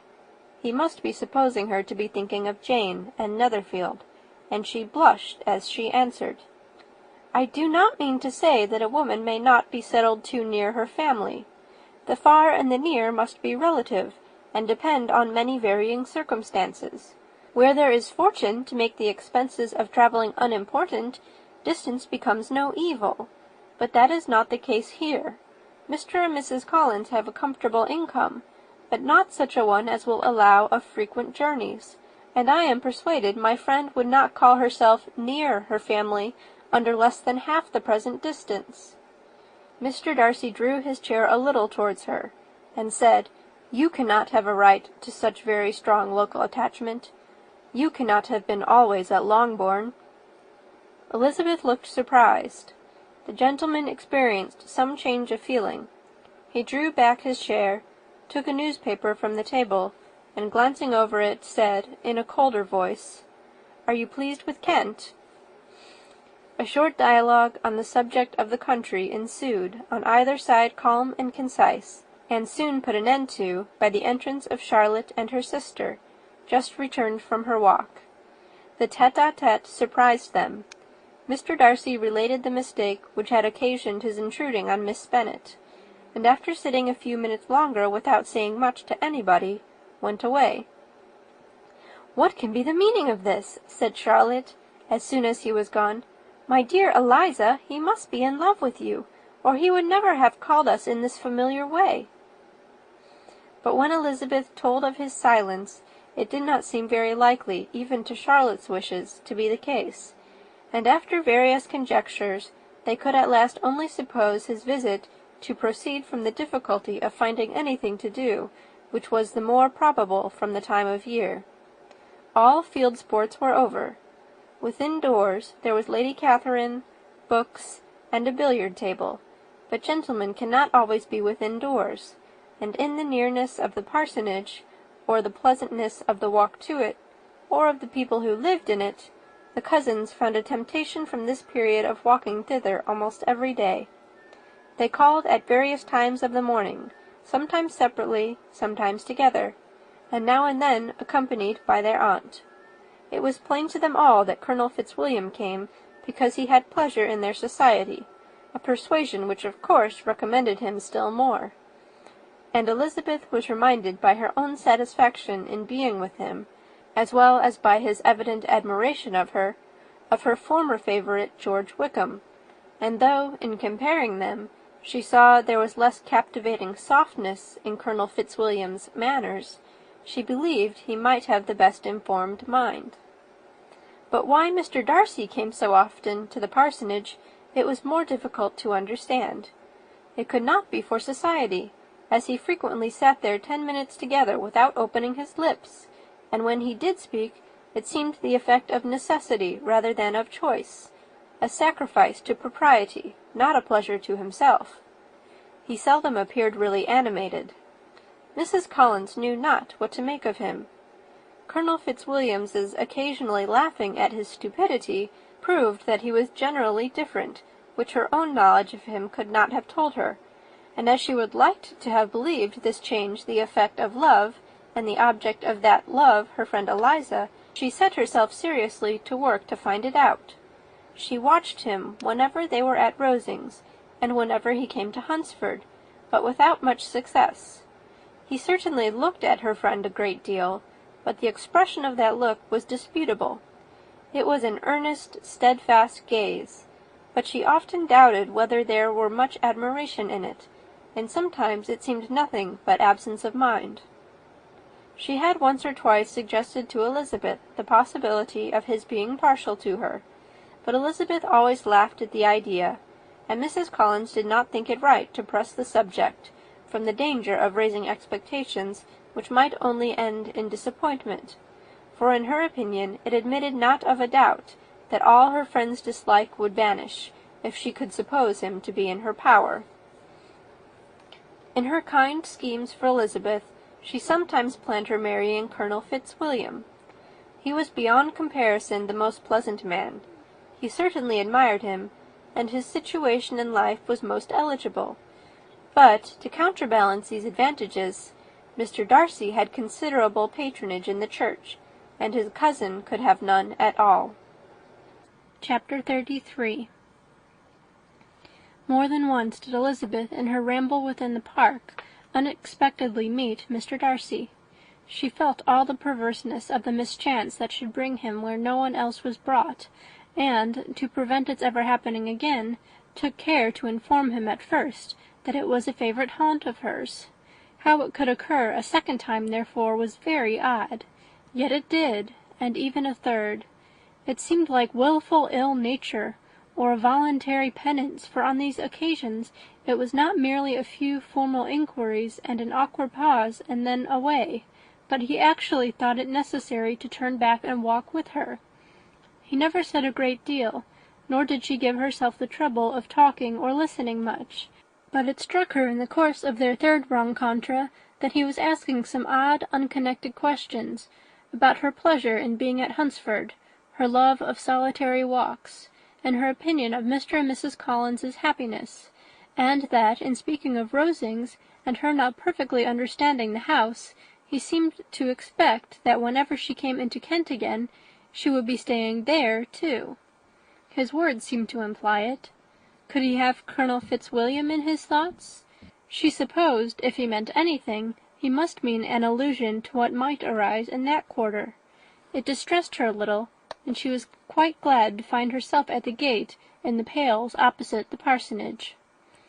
She was engaged one day as she walked in perusing Jane's last letter, and dwelling on some passages which proved that Jane had not written in spirits, when, instead of being again surprised by Mr. Darcy, she saw on looking up that Colonel Fitzwilliam was meeting her.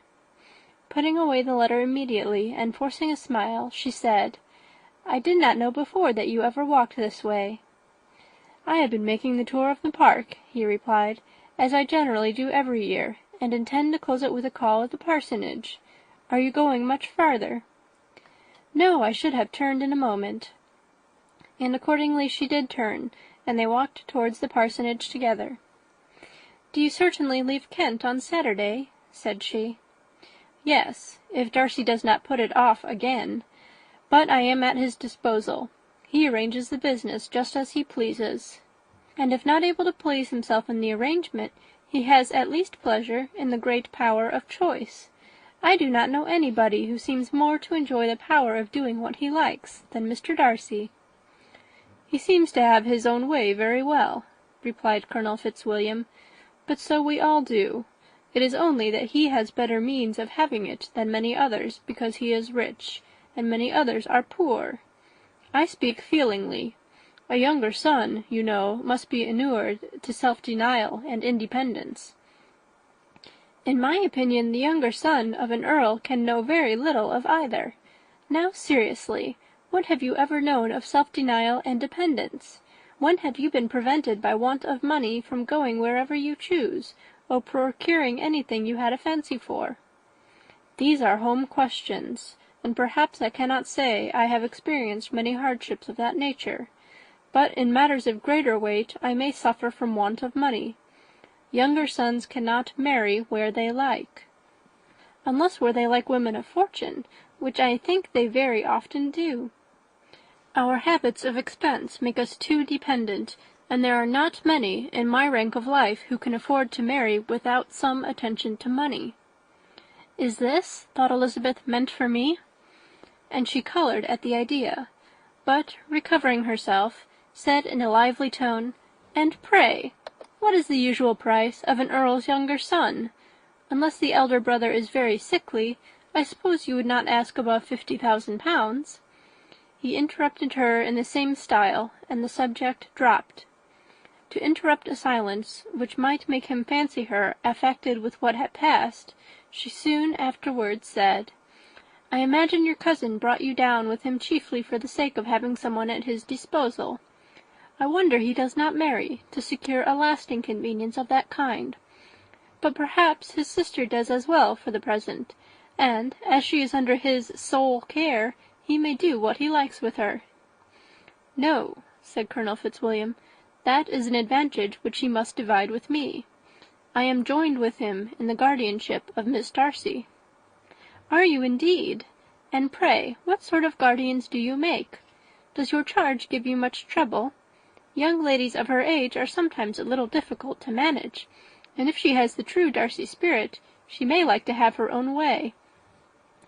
As she spoke, she observed him looking at her earnestly, and the manner in which he immediately asked her why she supposed Miss Darcy likely to give them any uneasiness convinced her that she had somehow or other got pretty near the truth.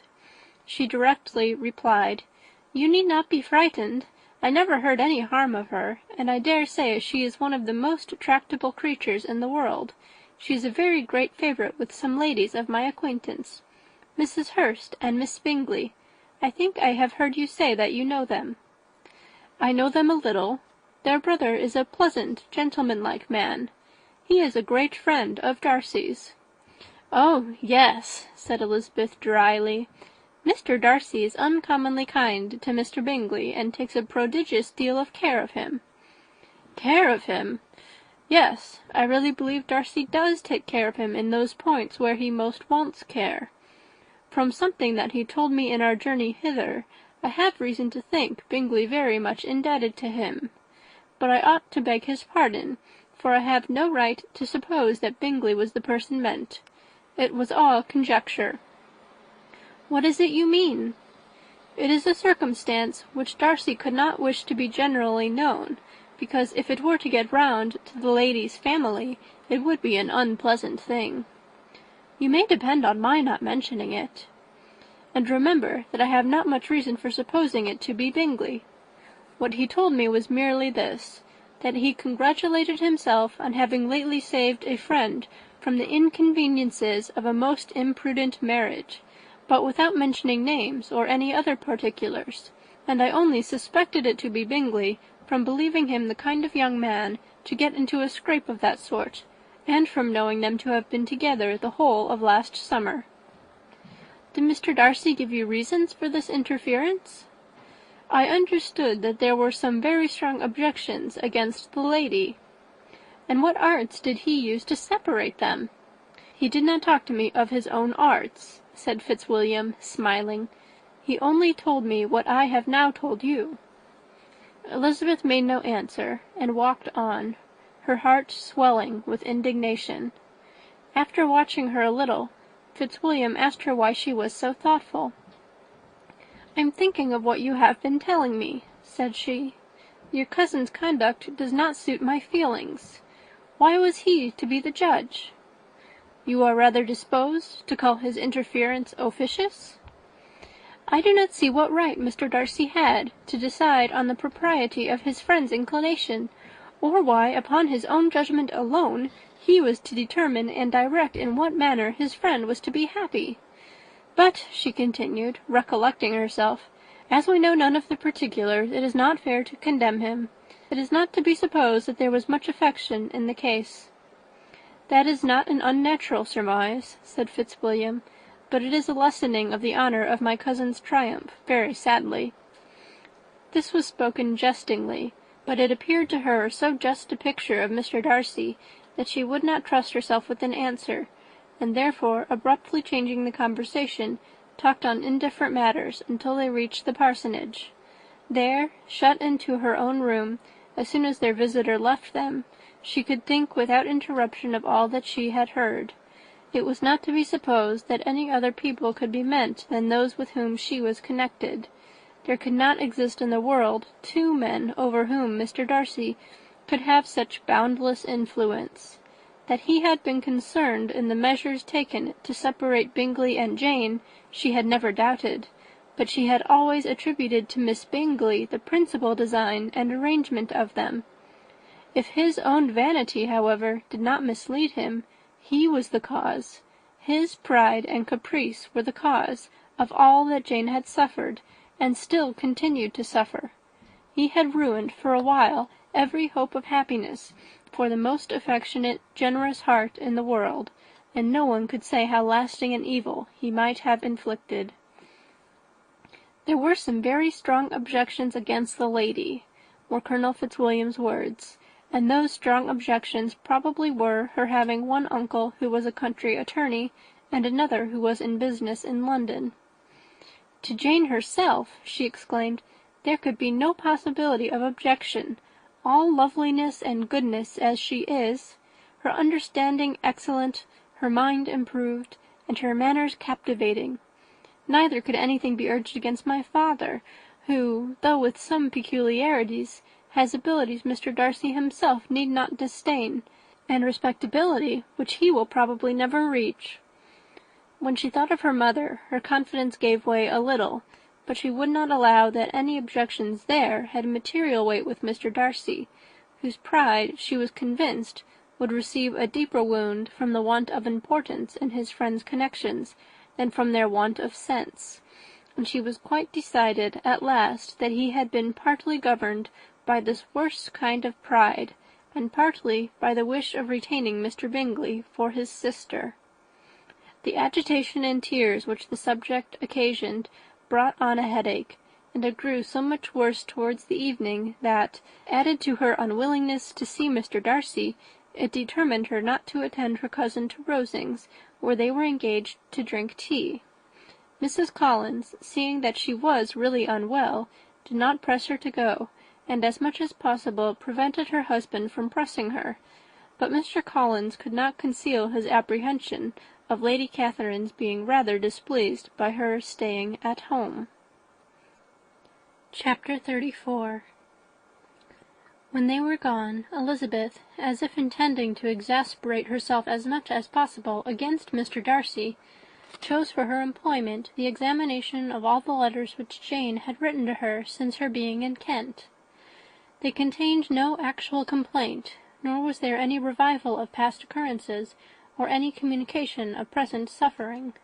But in all, and in almost every line of each, there was a want of that cheerfulness which had been used to characterize her style, and which, proceeding from the serenity of a mind at ease with itself and kindly disposed towards everyone, had been scarcely ever clouded.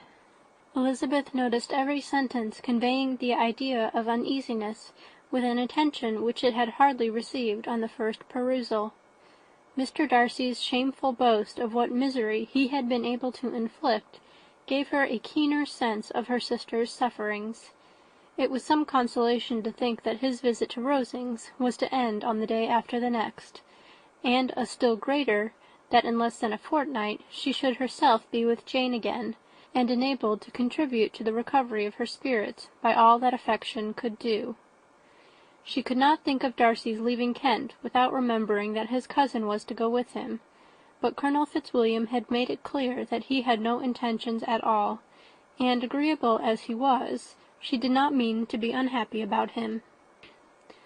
While settling this point, she was suddenly roused by the sound of the door-bell, and her spirits were a little fluttered by the idea of its being Colonel Fitzwilliam himself, who had once before called late in the evening, and might now come to inquire particularly after her. But this idea was soon banished, and her spirits were very differently affected, when, to her utter amazement, she saw Mr. Darcy walk into the room. In a hurried manner he immediately began an inquiry after her health, imputing his visit to a wish of hearing that she were better. She answered him with cold civility. He sat down for a few moments, and then getting up, walked about the room. Elizabeth was surprised, but said not a word. After a silence of several minutes, he came towards her in an agitated manner, and thus began.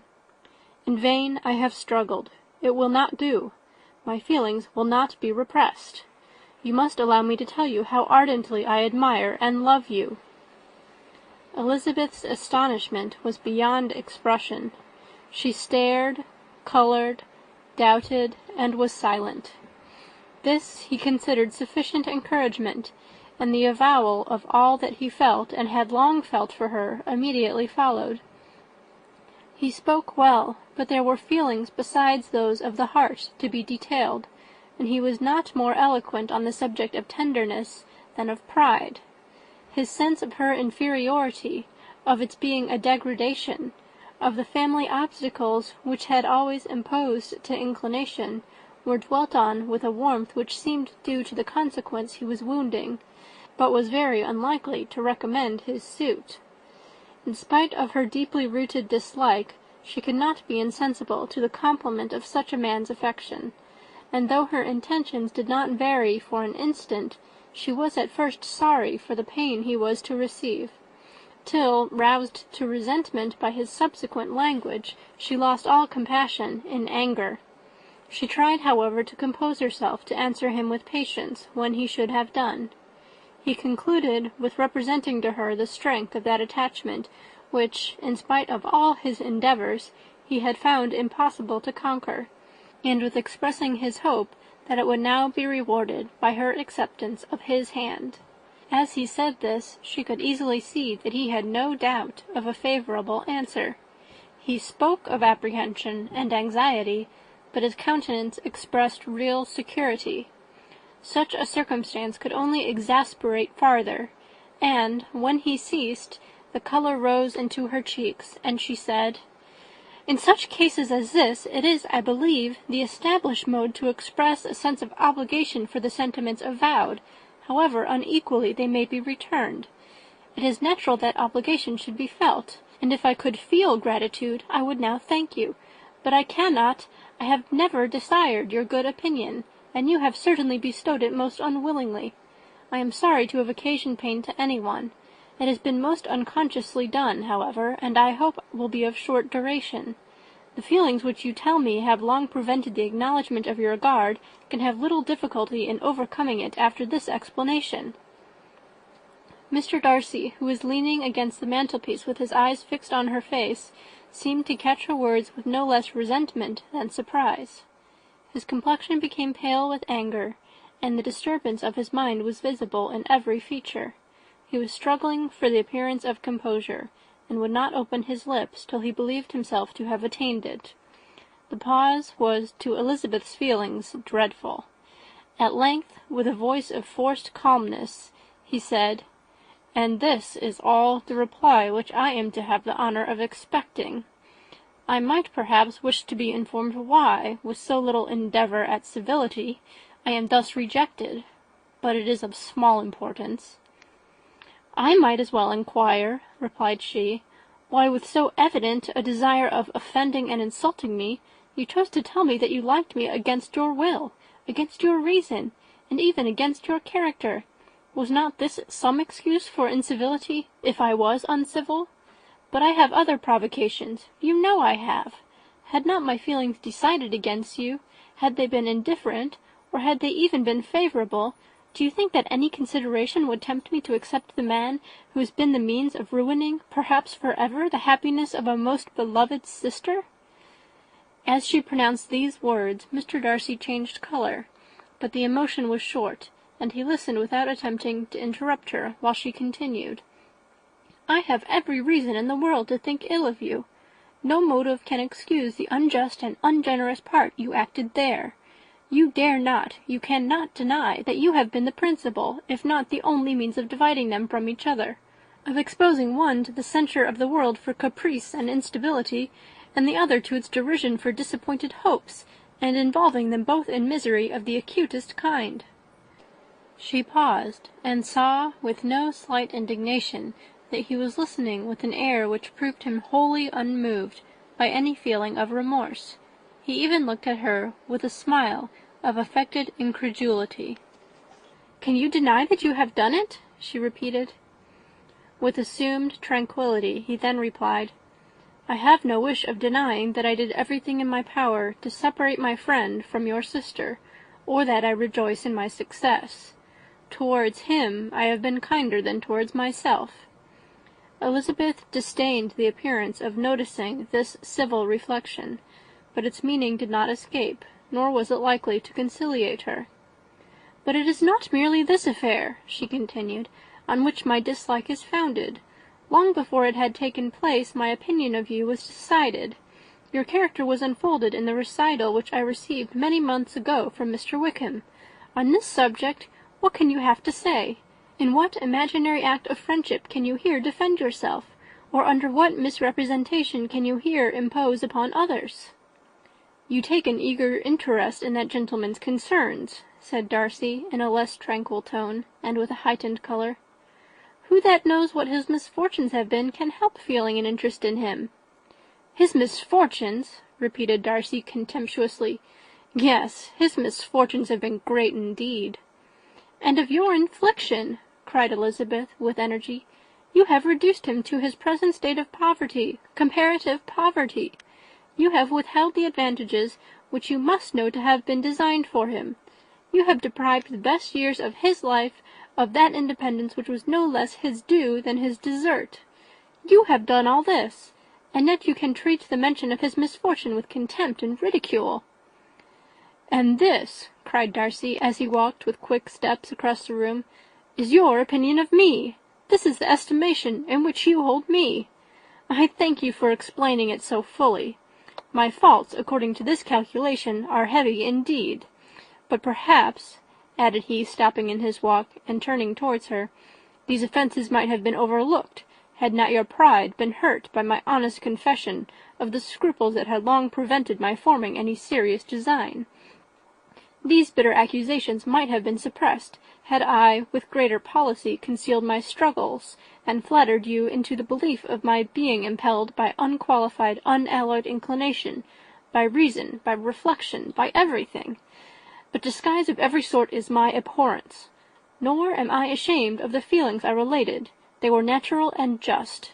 Could you expect me to rejoice in the inferiority of your connections, to congratulate myself on the hope of relations whose condition in life is so decidedly beneath my own?"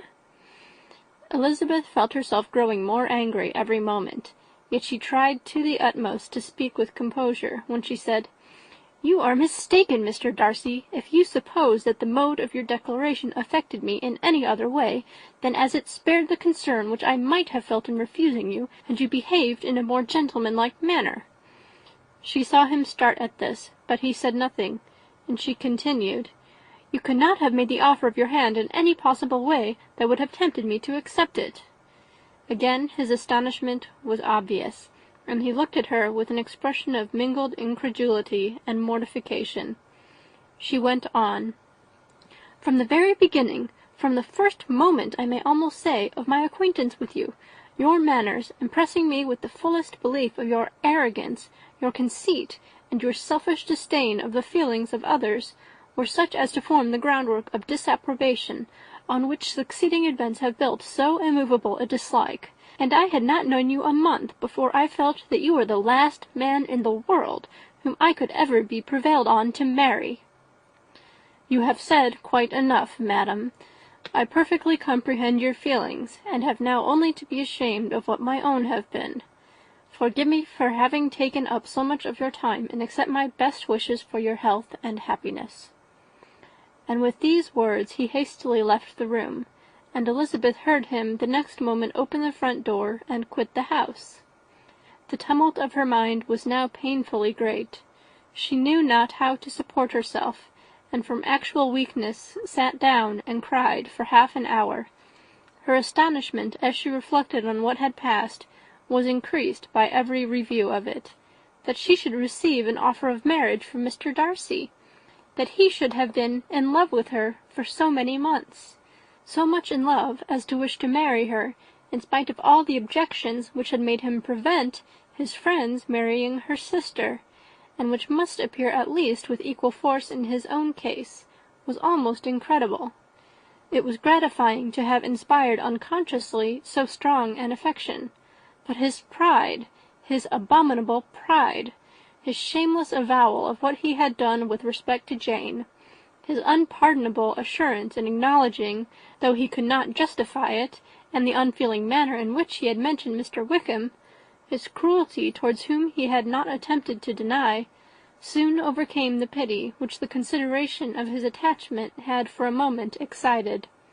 She continued in very agitated reflections, till the sound of Lady Catherine's carriage made her feel how unequal she was to encounter Charlotte's observation, and hurried away to her room. Chapter 35. Elizabeth awoke the next morning to the same thoughts and meditations which had at length closed her eyes. She could not yet recover from the surprise of what had happened. It was impossible to think of anything else, and, totally indisposed for employment, she resolved, soon after breakfast, to indulge herself in air and exercise. She was proceeding directly to her favourite walk, when the recollection of Mr. Darcy's sometimes coming there stopped her, and instead of entering the park, she turned up the lane, which led farther from the turnpike road. The park paling was still the boundary on one side, and she soon passed one of the gates into the ground.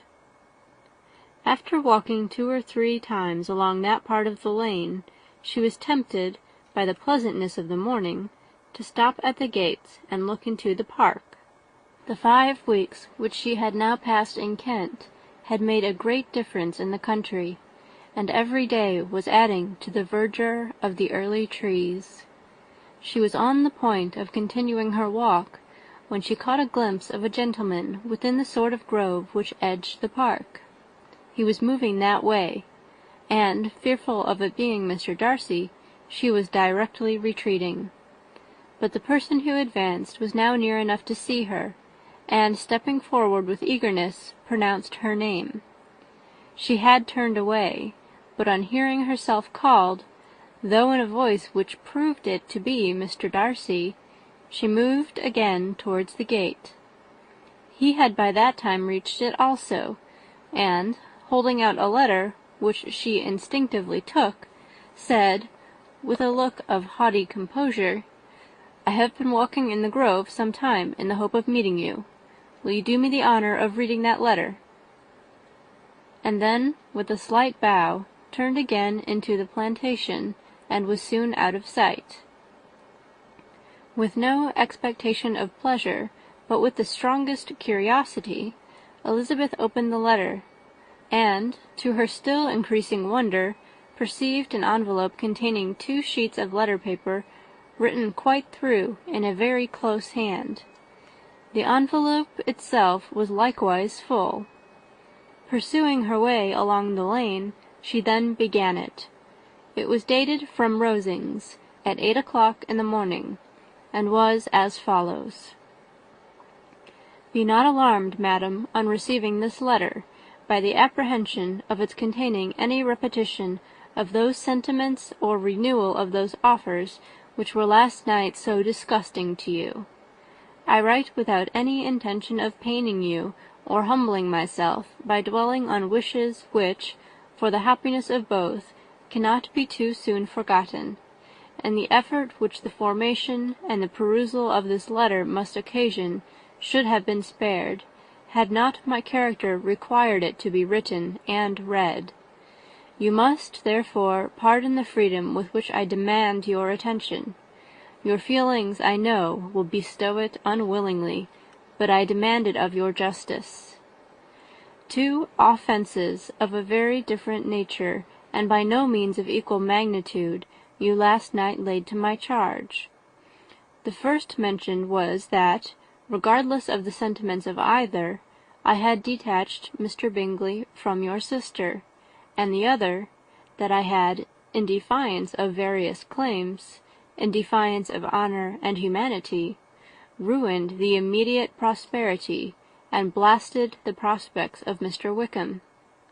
Wilfully and wantonly to have thrown off the companion of my youth, the acknowledged favourite of my father, a young man who had scarcely any other dependence than on our patronage, and who had been brought up to expect its exertion, would be a depravity, to which the separation of 2 young persons, whose affection could be the growth of only a few weeks, could bear no comparison.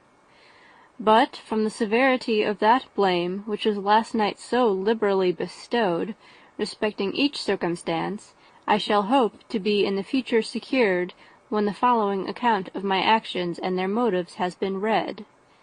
If, in the explanation of them, which is due to myself, I am under the necessity of relating feelings which may be offensive to you, I can only say that I am sorry. The necessity must be obeyed, and further apology would be absurd. I had not long been in Hertfordshire before I saw, in common with others, that Bingley preferred your elder sister to any other young woman in the country. But it was not till the evening of the dance at Netherfield that I had any apprehension of his feeling a serious attachment. I had often seen him in love before. At that ball, while I had the honour of dancing with you, I was first made acquainted, by Sir William Lucas's accidental information, that Bingley's attentions to your sister had given rise to a general expectation of their marriage. He spoke of it as a certain event, of which the time alone could be undecided. From that moment I observed my friend's behaviour attentively, and I could then perceive that his partiality for Miss Bennet was beyond what I had ever witnessed in him. Your sister I also watched. Her look and manners were open, cheerful, and engaging as ever, but without any symptom of peculiar regard, and I remained convinced, from the evening's scrutiny, that, though she received his attentions with pleasure, she did not invite them by any participation of sentiment. If you have not been mistaken here, I must have been in error. If it be so, if I have been misled by such error to inflict pain on her, your resentment has not been unreasonable. But I shall not scruple to assert that the serenity of your sister's countenance and air was such as might have given the most acute observer a conviction that, however amiable her temper, her heart was not likely to be easily touched. That I was desirous of believing her indifferent is certain, but I will venture to say that my investigation and decisions are not usually influenced by my hopes or fears. I did not believe her to be indifferent because I wished it. I believed it on impartial conviction, as truly as I wished it in reason. My objections to the marriage were not merely those which I last night acknowledged to have the utmost force of passion to put aside, in my own case. The want of connection could not be so great an evil to my friend as to me. But there were other causes of repugnance, causes which, though still existing, and existing to an equal degree in both instances, I had myself endeavoured to forget, because they were not immediately before me. These causes must be stated, though briefly. The situation of your mother's family, though objectionable, was nothing in comparison to that total want of propriety so frequently, so almost uniformly betrayed by herself, by your 3 younger sisters, and occasionally even by your father. Pardon me. It pains me to offend you. But amidst your concern for the defects of your nearest relations, and your displeasure at this representation of them, let it give you consolation to consider that, to have conducted yourself so as to avoid any share of the like censure, is praise no less generally bestowed on you and your elder sister, than it is honourable to the sense and disposition of both.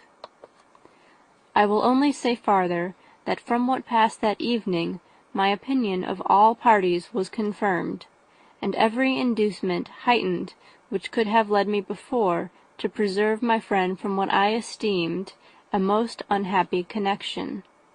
He left Netherfield for London on the day following, as you, I am certain, remember, with the design of soon returning. The part which I acted is now to be explained. His sister's uneasiness had been equally excited with my own. Our coincidence of feeling was soon discovered, and, alike sensible that no time was to be lost in detaching their brother, we shortly resolved on joining him directly in London. We accordingly went, and there I readily engaged in the office of pointing out to my friend the certain evils of such a choice. I described and enforced them earnestly. But, however this remonstrance might have staggered or delayed his determination, I do not suppose that it would ultimately have prevented the marriage, had it not been seconded by the assurance that I hesitated not in giving of your sister's indifference. He had before believed her to return his affection with sincere, if not with equal, regard. But Bingley has great natural modesty, with a stronger dependence on my judgment than on his own. To convince him, therefore, that he had deceived himself was no very difficult point. To persuade him against returning into Hertfordshire, when that conviction had been given, was scarcely the work of a moment. I cannot blame myself for having done thus much. There is but one part of my conduct in the whole affair on which I do not reflect with satisfaction. It is that I condescended to adopt the measures of art so far as to conceal from him your sister's being in town. I knew it myself, as it was known to Miss Bingley, but her brother is even yet ignorant of it. That they might have met without ill consequence is perhaps probable, but his regard did not appear to me enough extinguished for him to see her without some danger.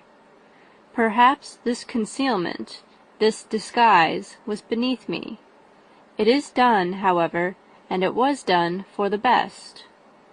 On this subject I have nothing more to say, no other apology to offer. If I have wounded your sister's feelings, it was unknowingly done, and though the motives which governed me may to you very naturally appear insufficient, I have not yet learnt to condemn them. With respect to that other, more weighty accusation of having injured Mr. Wickham, I can only refute it by laying before you the whole of his connection with my family. Of what he has particularly accused me, I am ignorant, but of the truth of what I shall relate, I can summon more than one witness of undoubted veracity. Mr. Wickham is the son of a very respectable man, who had for many years the management of all the Pemberley estates, and whose good conduct in the discharge of his trust naturally inclined my father to be of service to him. And on George Wickham, who was his godson, his kindness was therefore liberally bestowed. My father supported him at school, and afterwards at Cambridge, most important assistance, as his own father, always poor from the extravagance of his wife, would have been unable to give him a gentleman's education. My father was not only fond of this young man's society, whose manners were always engaging, he had also the highest opinion of him, and, hoping the church would be his profession, intended to provide for him in it. As for myself, it is many, many years since I first began to think of him in a very different manner. The vicious propensities, the want of principle which he was careful to guard from the knowledge of his best friend, could not escape the observation of a young man of nearly the same age with himself, and who had opportunities of seeing him in unguarded moments, which Mr. Darcy could not have. Here again shall give you pain, to what degree you only can tell. But whatever may be the sentiments which Mr. Wickham has created, a suspicion of their nature shall not prevent me from unfolding his real character. It adds even another motive. My excellent father died about 5 years ago, and his attachment to Mr. Wickham was to the last so steady that in his will he particularly recommended it to me to promote his advancement in the best manner that his profession might allow, and, if he took orders, desired that a valuable family living might be his as soon as it became vacant. There was also a legacy of £1,000. His own father did not long survive mine, and within half a year from these events, Mr. Wickham wrote to inform me that, having finally resolved against taking orders, he hoped I should not think it unreasonable for him to expect some more immediate pecuniary advantage, in lieu of the preferment, by which he could not be benefited. He had some intention, he added, of studying law, and I must be aware that the interest of £1,000 would be a very insufficient support therein. I rather wished than believed him to be sincere, but at any rate was perfectly ready to accede to his proposal. I knew that Mr. Wickham ought not to be a clergyman. The business was therefore soon settled. He resigned all claim to assistance in the church, were it possible that he could ever be in a situation to receive it, and accepted in return £3,000. All connection between us seemed now dissolved. I thought too ill of him to invite him to Pemberley, or admit his society in town. In town I believe he chiefly lived, but his studying the law was a mere pretence, and being now free from all restraint, his life was a life of idleness and dissipation. For about 3 years I heard little of him, but on the decease of the incumbent of the living which had been designed for him, he applied to me again by letter for the presentation. His circumstances, he assured me, and I had no difficulty in believing it, were exceedingly bad. He had found the law a most unprofitable study, and was now absolutely resolved on being ordained, if I would present him to the living in question, of which he trusted there could be little doubt, as he was well assured that I had no other person to provide for, and I could not have forgotten my revered father's intentions. You will hardly blame me for refusing to comply with this entreaty, or for resisting every repetition to it. His resentment was in proportion to the distress of his circumstances, and he was doubtless as violent in his abuse of me to others as in his reproaches to myself. After this period every appearance of acquaintance was dropped. How he lived I know not, but last summer he was again most painfully obtruded on my notice. I must now mention a circumstance which I would wish to forget myself, and which no obligation less than the present should induce me to unfold to any human being. Having said thus much, I feel no doubt of your secrecy. My sister, who is more than 10 years my junior, was left to the guardianship of my mother's nephew, Colonel Fitzwilliam, and myself.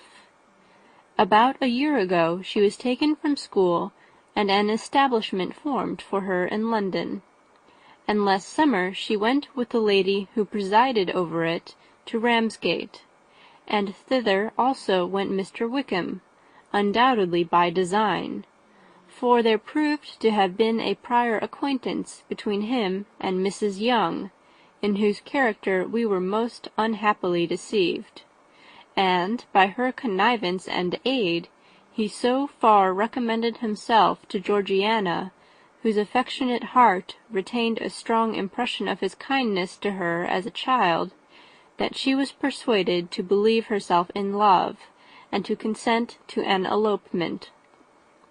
She was then but 15, which must be her excuse, and after stating her imprudence, I am happy to add that I owed the knowledge of it to herself. I joined them unexpectedly a day or two before the intended elopement, and then Georgiana, unable to support the idea of grieving and offending a brother whom she almost looked up to as a father, acknowledged the whole to me. You may imagine what I felt, and how I acted. Regard for my sister's credit and feelings prevented any public exposure, but I wrote to Mr. Wickham, who left the place immediately, and Mrs. Young was of course removed from her charge. Mr. Wickham's chief object was unquestionably my sister's fortune, which is 30,000 pounds. But I cannot help supposing that the hope of revenging himself on me was a strong inducement. His revenge would have been complete indeed. This, madam, is a faithful narrative of every event in which we have been concerned together, and if you do not absolutely reject it as false, you will, I hope, acquit me henceforth of cruelty towards Mr. Wickham. I know not in what manner, under what form of falsehood he had imposed on you, but his success is not perhaps to be wondered at. Ignorant as you previously were of everything concerning either, detection could not be in your power, and suspicion certainly not in your inclination. You may possibly wonder why all this was not told you last night, but I was not then master enough of myself to know what could or ought to be revealed.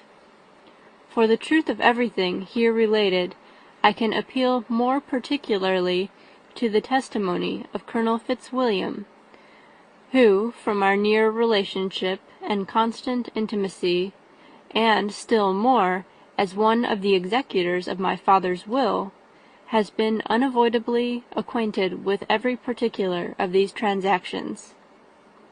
If your abhorrence of me should make my assertions valueless, you cannot be prevented by the same cause from confiding in my cousin, and that there may be the possibility of consulting him, I shall endeavour to find some opportunity of putting this letter in your hands in the course of the morning.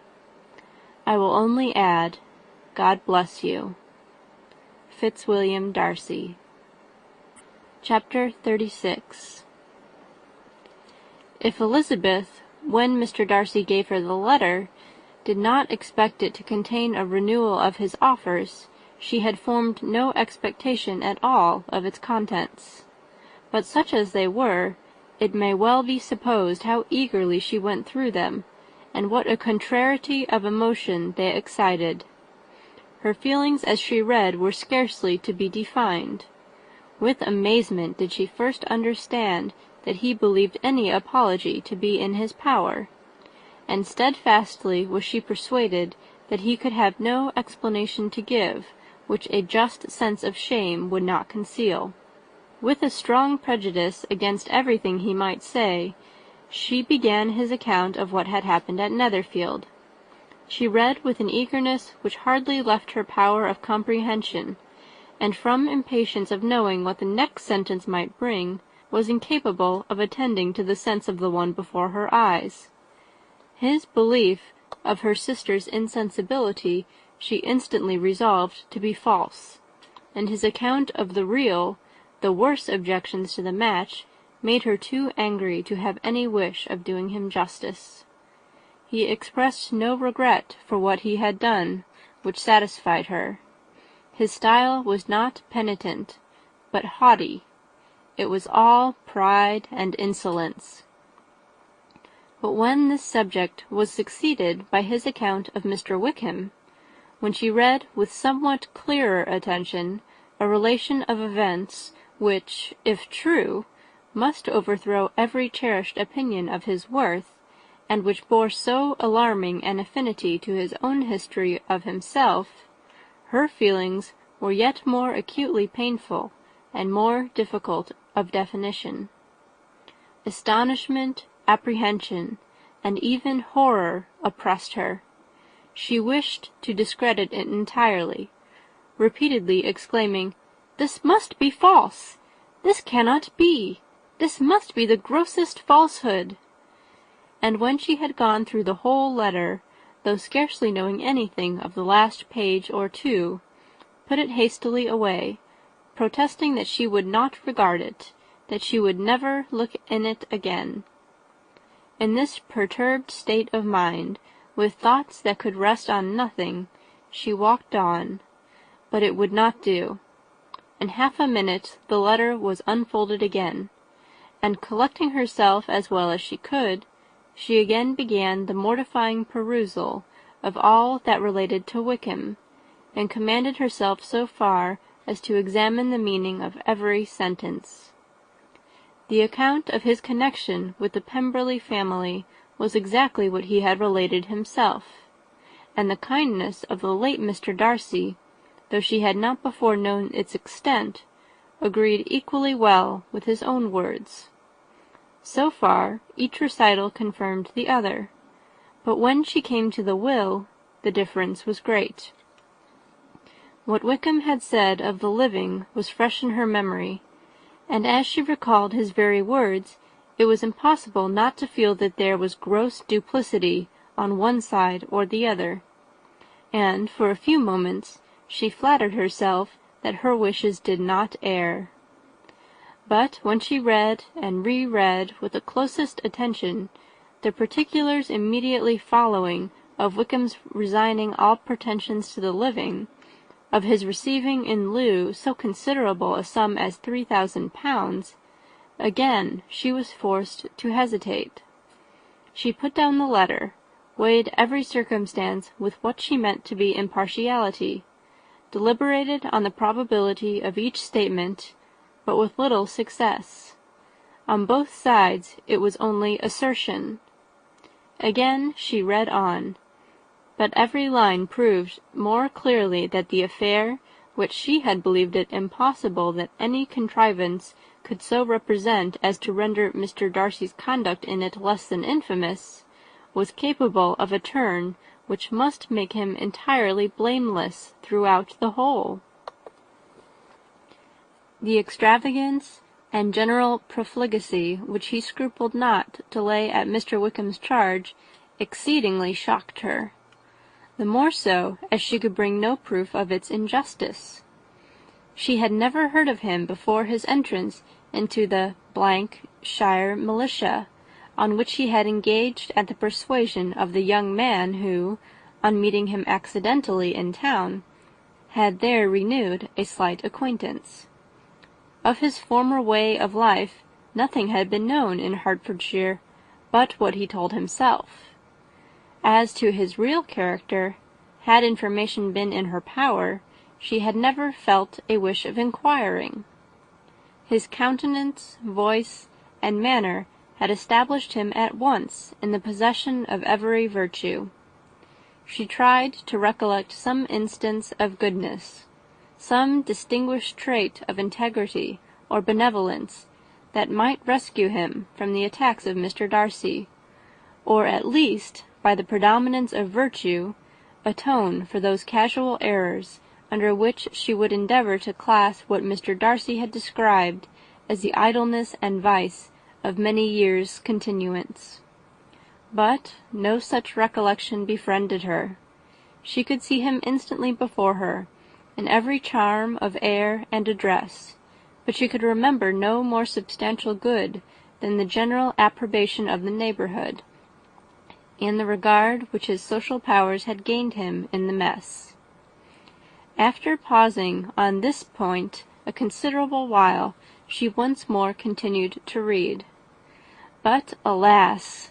the story which followed of his designs on Miss Darcy received some confirmation from what had passed between Colonel Fitzwilliam and herself only the morning before, and at last she was referred for the truth of every particular to Colonel Fitzwilliam himself, from whom she had previously received the information of his near concern in all his cousin's affairs, and whose character she had no reason to question.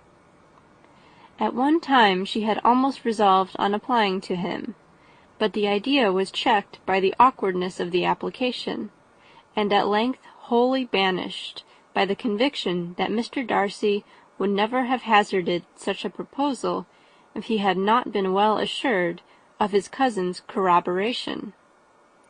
She perfectly remembered everything that had passed in conversation between Wickham and herself in their first evening at Mr. Phillips's. Many of his expressions were still fresh in her memory. She was now struck with the impropriety of such communications to a stranger, and wondered it had escaped her before. She saw the indelicacy of putting himself forward as he had done, and the inconsistency of his professions with his conduct. She remembered that he had boasted of having no fear of seeing Mr. Darcy, that Mr. Darcy might leave the country, but that he should stand his ground. Yet he had avoided the Netherfield ball the very next week. She remembered also that, till the Netherfield family had quitted the country, he had told his story to no one but herself, but that after their removal it had been everywhere discussed, that he had then no reserves, no scruples in sinking Mr. Darcy's character, though he had assured her that respect for the father would always prevent his exposing the son. How differently did everything now appear in which he was concerned! His attentions to Miss King were now the consequence of views solely and hatefully mercenary, and the mediocrity of her fortune proved no longer the moderation of his wishes, but his eagerness to grasp at anything. His behaviour to herself could now have had no tolerable motive. He had either been deceived with regard to her fortune, or had been gratifying his vanity by encouraging the preference which she believed she had most incautiously shown. Every lingering struggle in his favour grew fainter and fainter, and in farther justification of Mr. Darcy she could not but allow Mr. Bingley, when questioned by Jane, had long ago asserted his blamelessness in the affair. That proud and repulsive as were his manners, she had never, in the whole course of their acquaintance, an acquaintance which had latterly brought them much together, and given her a sort of intimacy with his ways, seen anything that betrayed him to be unprincipled or unjust, anything that spoke him of irreligious or immoral habits, that among his own connections he was esteemed and valued, that even Wickham had allowed him merit as a brother, and that she had often heard him speak so affectionately of his sister as to prove him capable of some amiable feeling, that, had his actions been what Mr. Wickham represented them, so gross a violation of everything right could hardly have been concealed from the world, and that friendship between a person capable of it and such an amiable man as Mr. Bingley was incomprehensible. She grew absolutely ashamed of herself. Of neither Darcy nor Wickham could she think without feeling she had been blind, partial, prejudiced, absurd. "How despicably I have acted!" she cried. "I, who have prided myself on my discernment! I, who have valued myself on my abilities! Who had often disdained the generous candour of my sister, and gratified my vanity in useless or blamable mistrust! How humiliating is this discovery! Yet how just a humiliation! Had I been in love, I could not have been more wretchedly blind. But vanity, not love, has been my folly. Pleased with the preference of one, and offended by the neglect of the other on the very beginning of our acquaintance, I have courted prepossession and ignorance, and driven away where either were concerned. Till this moment I never knew myself." From herself to Jane, from Jane to Bingley, her thoughts were in a line which soon brought her to her recollection that Mr. Darcy's explanation there had appeared very insufficient, and she read it again. Widely different was the effect of a second perusal. How could she deny that credit to his assertions in one instance which she had been obliged to give in the other? He declared himself to be totally unsuspicious of her sister's attachment, and she could not help remembering what Charlotte's opinion had always been. Neither could she deny the justice of his description of Jane. She felt that Jane's feelings, though fervent, were little displayed, and that there was a constant complacency in her air and manner, not often united with great sensibility. When she came to that part of the letter in which her family were mentioned in terms of such mortifying, yet merited reproach, her sense of shame was severe. The justice of the charge struck her too forcibly for denial, and the circumstances to which he particularly alluded as having passed at the Netherfield ball, and as confirming all his first disapprobation, could not have made a stronger impression on his mind than on hers. The compliment to herself and her sister was not unfelt. It soothed, but it could not console her for the contempt which had thus been self-attracted by the rest of her family, and as she considered that Jane's disappointment had in fact been the work of her nearest relations, and reflected how materially the credit of both must be hurt by such impropriety of conduct, she felt depressed beyond anything she had ever known before. After wandering along the lane for 2 hours, giving way to every variety of thought, reconsidering events, determining probabilities, and reconciling herself, as well as she could, to a change so sudden and so important, fatigue and a recollection of her long absence made her at length return home, and she entered the house with the wish of appearing cheerful as usual, and the resolution of repressing such reflections as must make her unfit to conversation.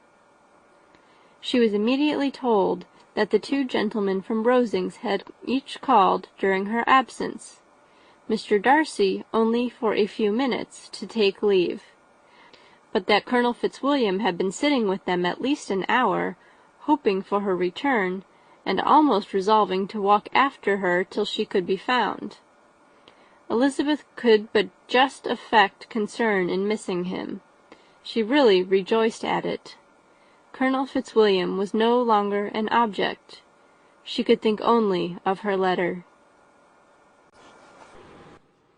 Chapter 37.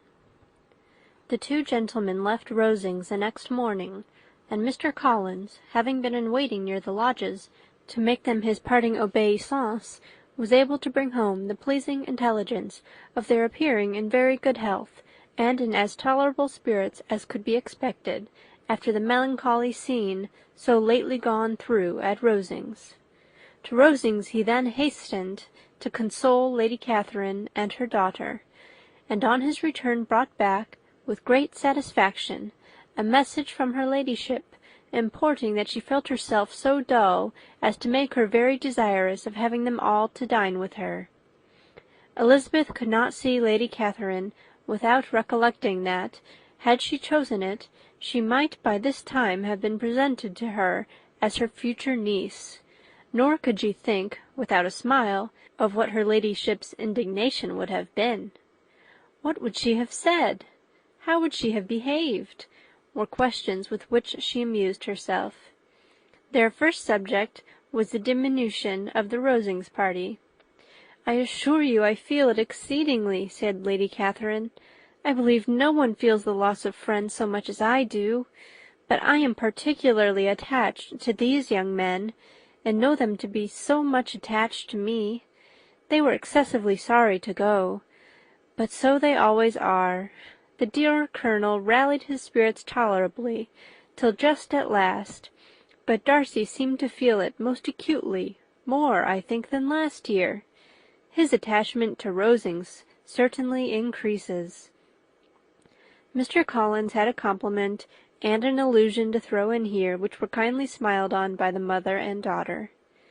Lady Catherine observed after dinner that Miss Bennet seemed out of spirits, and immediately accounting for it by herself, by supposing that she did not like to go home again so soon, she added, "But if that is the case, you must write to your mother and beg that you may stay a little longer.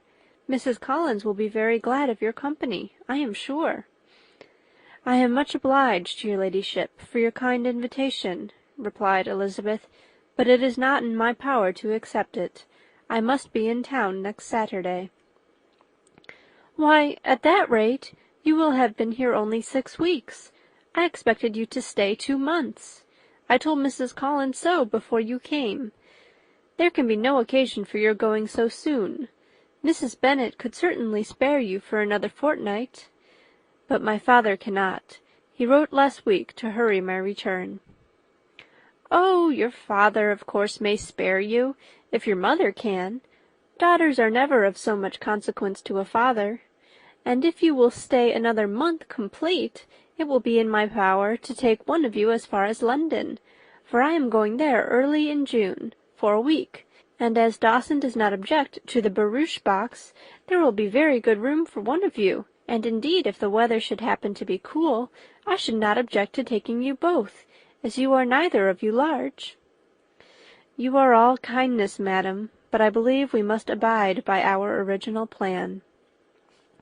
Lady Catherine seemed resigned. "Mrs. Collins, you must send a servant with them. You know I always speak my mind, and I cannot bear the idea of 2 young women travelling post by themselves. It is highly improper. You must contrive to send somebody. I have the greatest dislike in the world to that sort of thing. Young women should always be properly guarded and attended, according to their situation in life. When my niece Georgiana went to Ramsgate last summer, I made a point of her having 2 men-servants go with her. Miss Darcy, the daughter of Mr. Darcy of Pemberley, and Lady Anne, could not have appeared with propriety in a different manner. I am excessively attentive to all those things. You must send John with the young ladies, Mrs. Collins. I am glad it occurred to me to mention it, for it would really be discreditable to you to let them go alone. My uncle is to send a servant for us." "Oh, your uncle! He keeps a manservant, does he? I am very glad you have somebody who thinks of these things. Where shall you change horses? Oh, Bromley, of course. If you mention my name at the bell, you will be attended to." Lady Catherine had many other questions to ask respecting their journey, and as she did not answer them all herself, attention was necessary, which Elizabeth believed to be lucky for her, or, with a mind so occupied, she might have forgotten where she was. Reflection must be reserved for solitary hours.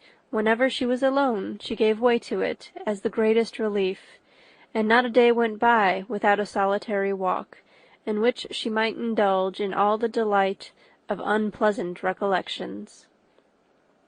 Mr. Darcy's letter she was in a fair way of soon knowing by heart.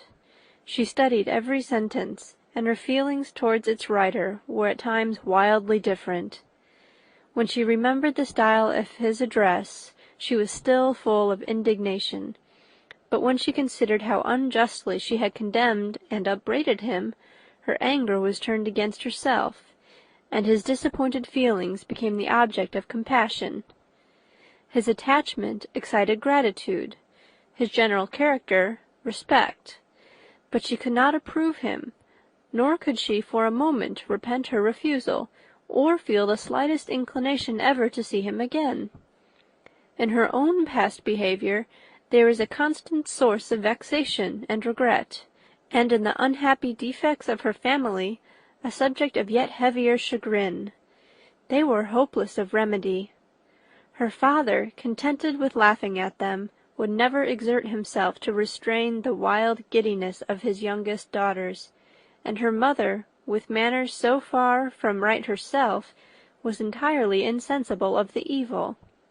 Elizabeth had frequently united with Jane in an endeavour to check the imprudence of Catherine and Lydia, but while they were supported by their mother's indulgence, what chance could there be of improvement?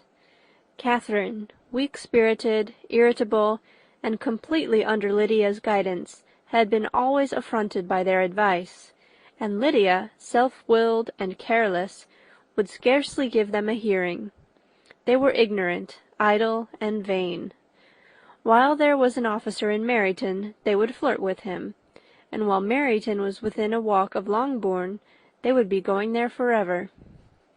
Anxiety on Jane's behalf was another prevailing concern, and Mr. Darcy's explanation, by restoring Bingley to all her former good opinion, heightened the sense of what Jane had lost. His affection was proved to have been sincere, and his conduct cleared of all blame, unless any could attach to the implicitness of his confidence in his friend. How grievous then was the thought that, of a situation so desirable in every respect, so replete with advantage, so promising for happiness, Jane had been deprived by the folly and indecorum of her own family. When to these recollections was added the development of Wickham's character, it may be easily believed that the happy spirits which had seldom been depressed before were now so much affected as to make it almost impossible for her to appear tolerably cheerful. Their engagements at Rosings were as frequent during the last week of her stay as they had been at first.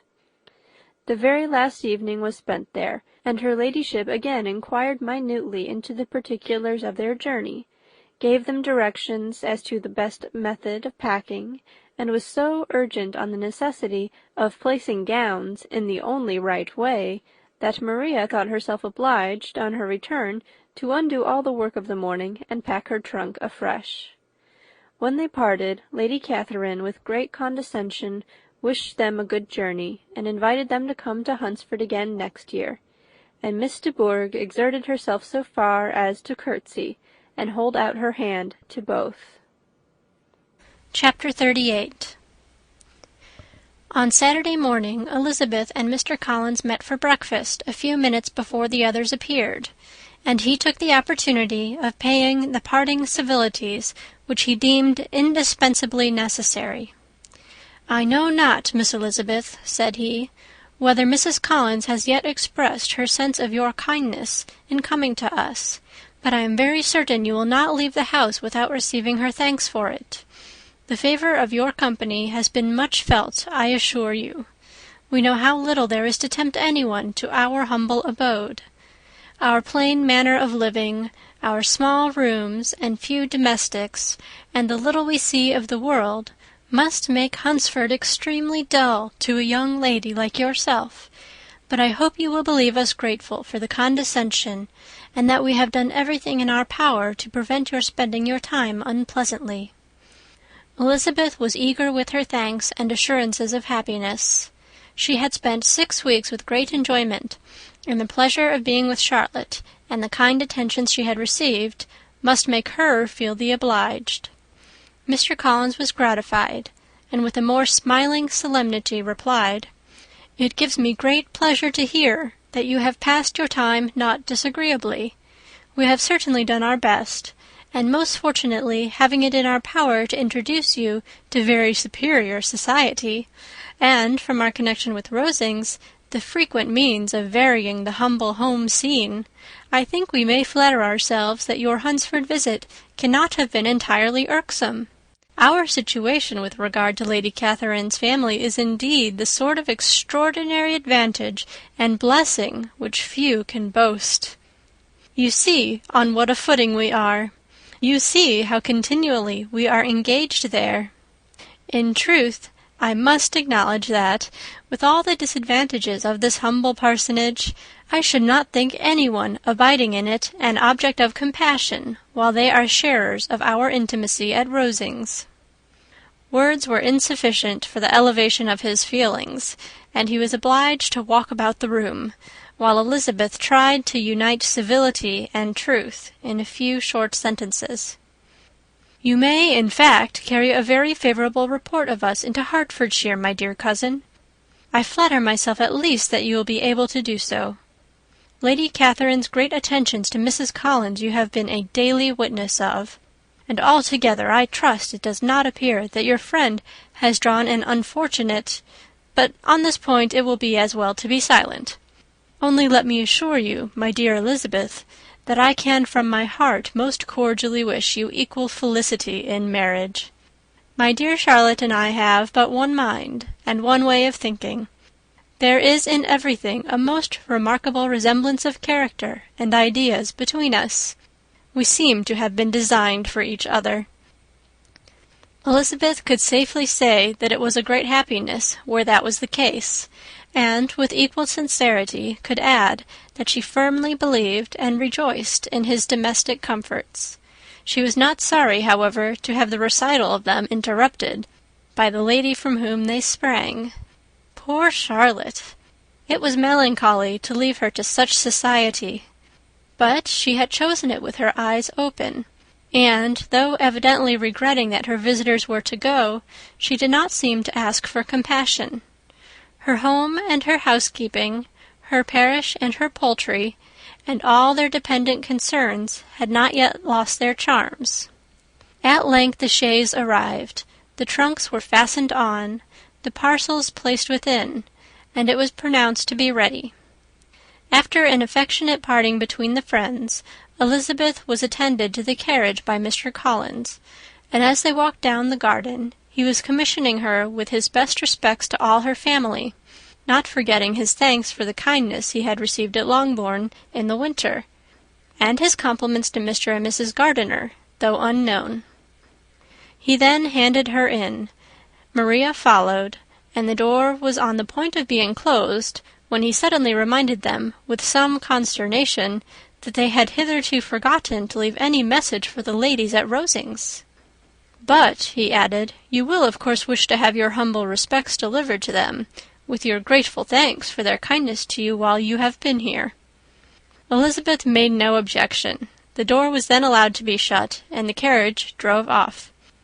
"Good gracious!" cried Maria, after a few minutes' silence. "It seems but a day or two since we first came, and yet how many things have happened!" "A great many indeed," said her companion with a sigh. "We have dined 9 times at Rosings, besides drinking tea there twice. How much I shall have to tell!" Elizabeth added privately, "and how much I shall have to conceal." Their journey was performed without much conversation or any alarm, and within 4 hours of their leaving Hunsford, they reached Mr. Gardiner's house, where they were to remain a few days. Jane looked well, and Elizabeth had little opportunity of studying her spirits amidst the various engagements which the kindness of her aunt had reserved for them. But Jane was to go home with her, and at Longbourn there would be leisure enough for observation. It was not without an effort, meanwhile, that she could wait even for Longbourn before she told her sister of Mr. Darcy's proposals.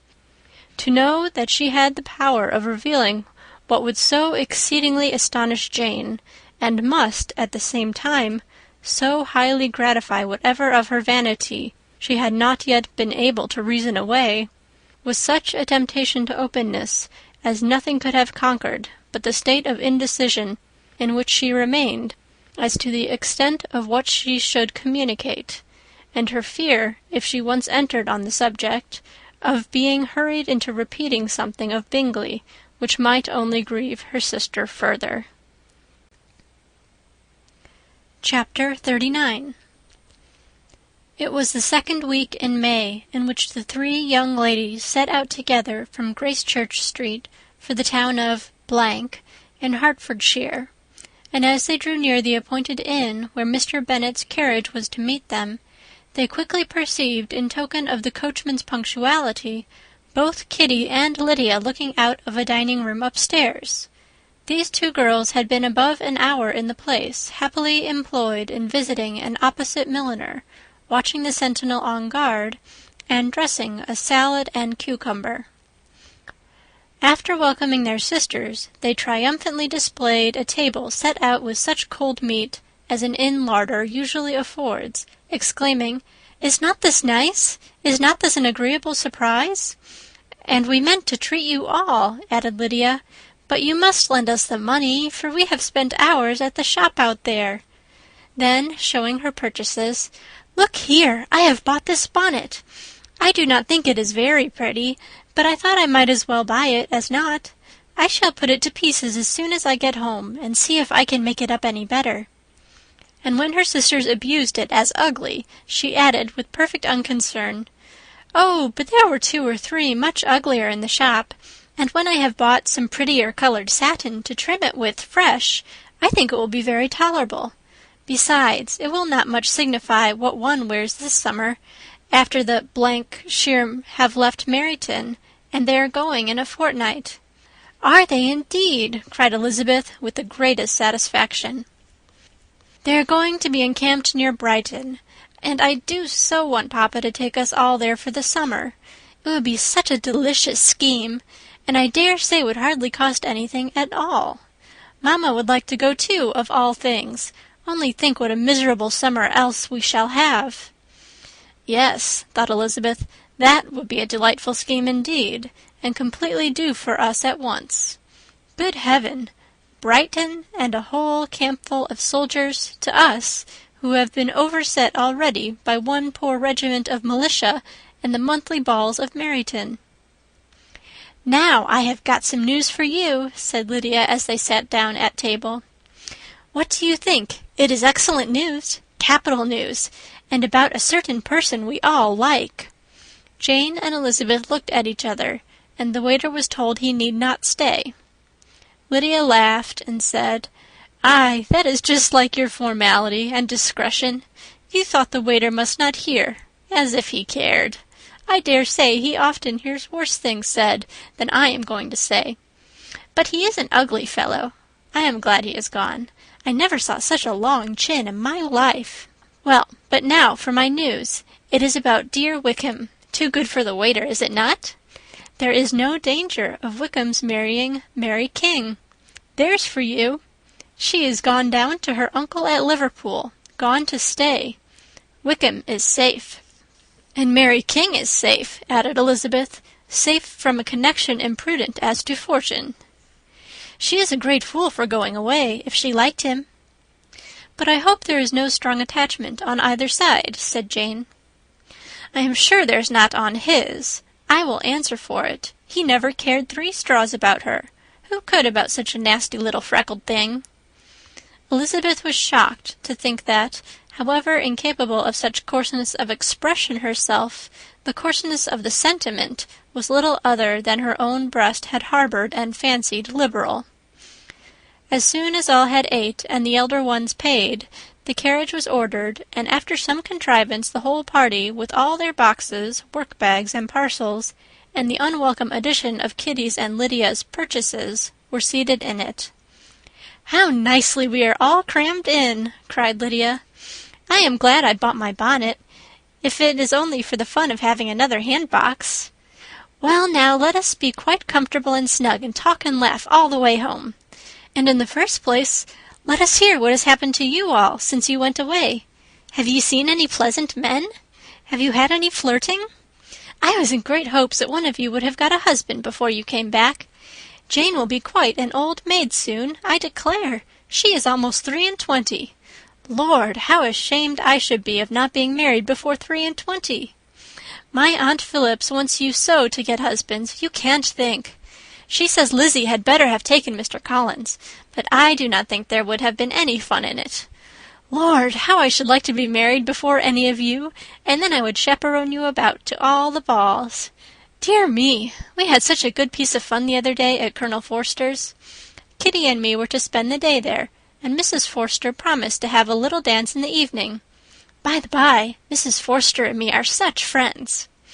And so she asked the 2 Harringtons to come, but Harriet was ill, and so Pen was forced to come by herself, and then, what do you think we did? We dressed up Chamberlain in woman's clothes on purpose to pass for a lady. Only think what fun! Not a soul knew of it, but Colonel and Mrs. Forster, and Kitty and me, except my aunt, for we were forced to borrow one of her gowns, and you cannot imagine how well he looked. When Denny and Wickham and Pratt and 2 or 3 more of the men came in, they did not know him in the least. Lord, how I laughed! And so did Mrs. Forster. I thought I should have died. And that made the men suspect something, and then they found out what was the matter. With such kinds of histories of their parties and good jokes did Lydia, assisted by Kitty's hints and additions, endeavour to amuse her companions all the way to Longbourn. Elizabeth listened as little as she could, but there was no escaping the frequent mention of Wickham's name. The reception at home was most kind. Mrs. Bennet rejoiced to see Jane in undiminished beauty, and more than once during dinner did Mr. Bennet say voluntarily to Elizabeth, "I am glad you are come back, Lizzie." Their party in the dining-room was large, for almost all the Lucases came to meet Maria and hear the news, and various were the subjects that occupied them. Lady Lucas was inquiring of Maria after the welfare and poultry of her eldest daughter. Mrs. Bennet was doubly engaged, on one hand collecting an account of the present fashions from Jane, who sat some way below her, and on the other retailing them all to the younger Lucases, and Lydia, in a voice rather louder than any other person's, was enumerating the various pleasures of the morning to anybody who would hear her. "Oh, Mary," said she, "I wish you had gone with us, for we had such fun. As we went along, Kitty and I drew up the blinds and pretended there was nobody in the coach, and I should have gone so all the way if Kitty had not been sick. And when we got to the George, I do think we behaved very handsomely, for we treated the other three with the nicest cold luncheon in the world.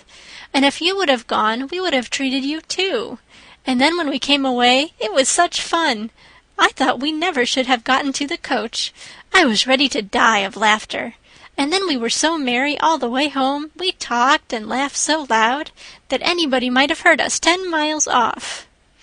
To this Mary gravely replied, "Far be it from me, my dear sister, to depreciate such pleasures.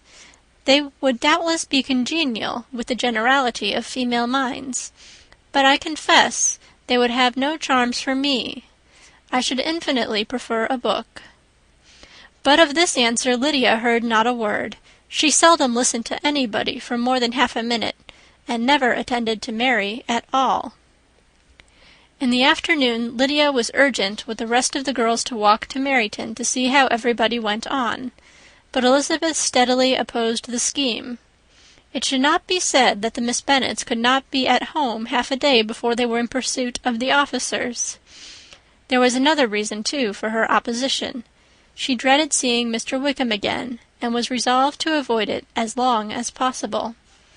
The comfort to her of the regiment's approaching removal was indeed beyond expression. In a fortnight they were to go, and once gone, she hoped there could be nothing more to plague her on this account. She had not been many hours at home before she found that the Brighton scheme, of which Lydia had given them a hint at the inn, was under frequent discussion between her parents. Elizabeth saw directly that her father had not the smallest intention of yielding, but his answers were at the same time so vague and equivocal that her mother, though often disheartened, had never yet despaired of succeeding at last. Chapter 40. Elizabeth's impatience to acquaint Jane with what had happened could no longer be overcome, and at length, resolving to suppress every particular in which her sister was concerned, and preparing her to be surprised, she related to her the next morning the chief of the scene between Mr. Darcy and herself. Miss Bennet's astonishment was soon lessened by the strong sisterly partiality which made any admiration of Elizabeth appear perfectly natural, and all surprise was shortly lost in other feelings. She was sorry that Mr. Darcy should have delivered his sentiments in a manner so little suited to recommend him, but still more she was grieved for the unhappiness which her sister's refusal must have given him. "His being so sure of succeeding was wrong," said she, "and certainly ought not to have appeared. But consider how much it must increase his disappointment." "Indeed," replied Elizabeth, "I am heartily sorry for him, but he has other feelings which will probably soon drive away his regard for me. You do not blame me, however, for refusing him." "Blame you? Oh, no." "But you blame me for having spoken so warmly of Wickham?" "No, I do not know that you were wrong in saying what you did." "But you will know it when I tell you what happened the very next day." She then spoke of the letter, repeating the whole of its contents as far as they concerned George Wickham. What a stroke was this for poor Jane, who would willingly have gone through the world without believing that so much wickedness existed in the whole race of mankind as was here collected in one individual. Nor was Darcy's vindication, though grateful to her feelings, capable of consoling her for such discovery. Most earnestly did she labour to prove the probability of error, and seek to clear the one without involving the other. "This will not do," said Elizabeth. You never will be able to make both of them good for anything. Take your choice, but you must be satisfied with only one. There is but such a quantity of merit between them, just enough to make one good sort of man, and of late it has been shifting about pretty much. For my part, I am inclined to believe it all Darcy's, but you shall do as you choose." It was some time, however, before a smile could be extorted from Jane. "I do not know when I have been more shocked," said she. "Wickham so very bad! It is almost past belief. And poor Mr. Darcy! Dear Lizzie, only consider what he must have suffered. Such a disappointment, and with the knowledge of your ill opinion too, and having to relate such a thing of his sister. It is really too distressing. I am sure you must feel it so." "Oh, no, my regret and compassion are all done away by seeing you so full of both. I know you will do him such ample justice that I am growing every moment more unconcerned and indifferent. Your profusion makes me saving, and if you lament over him much longer, my heart will be as light as a feather." "Poor Wickham! There is such an expression of goodness in his countenance, such an openness and gentleness in his manner."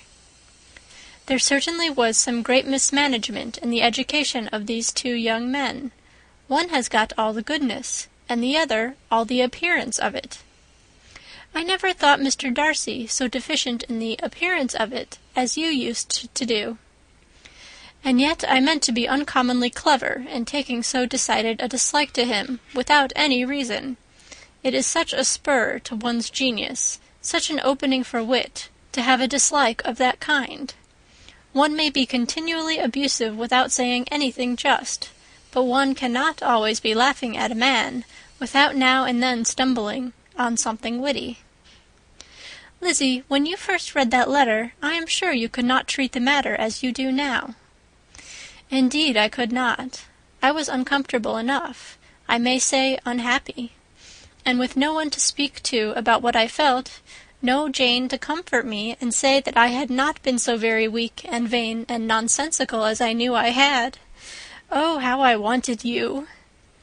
How unfortunate that you should have used such very strong expressions in speaking of Wickham to Mr. Darcy, for now they do appear wholly undeserved." "Certainly, but the misfortune of speaking with bitterness is a most natural consequence of the prejudice I had been encouraging. There is one point on which I want your advice. I want to be told whether I ought, or ought not, to make our acquaintances in general understand Wickham's character." Miss Bennet paused a little, and then replied, "Surely there can be no occasion for exposing him so dreadfully. What is your opinion?" "That it ought not to be attempted. Mr. Darcy has not authorized me to make his communication public.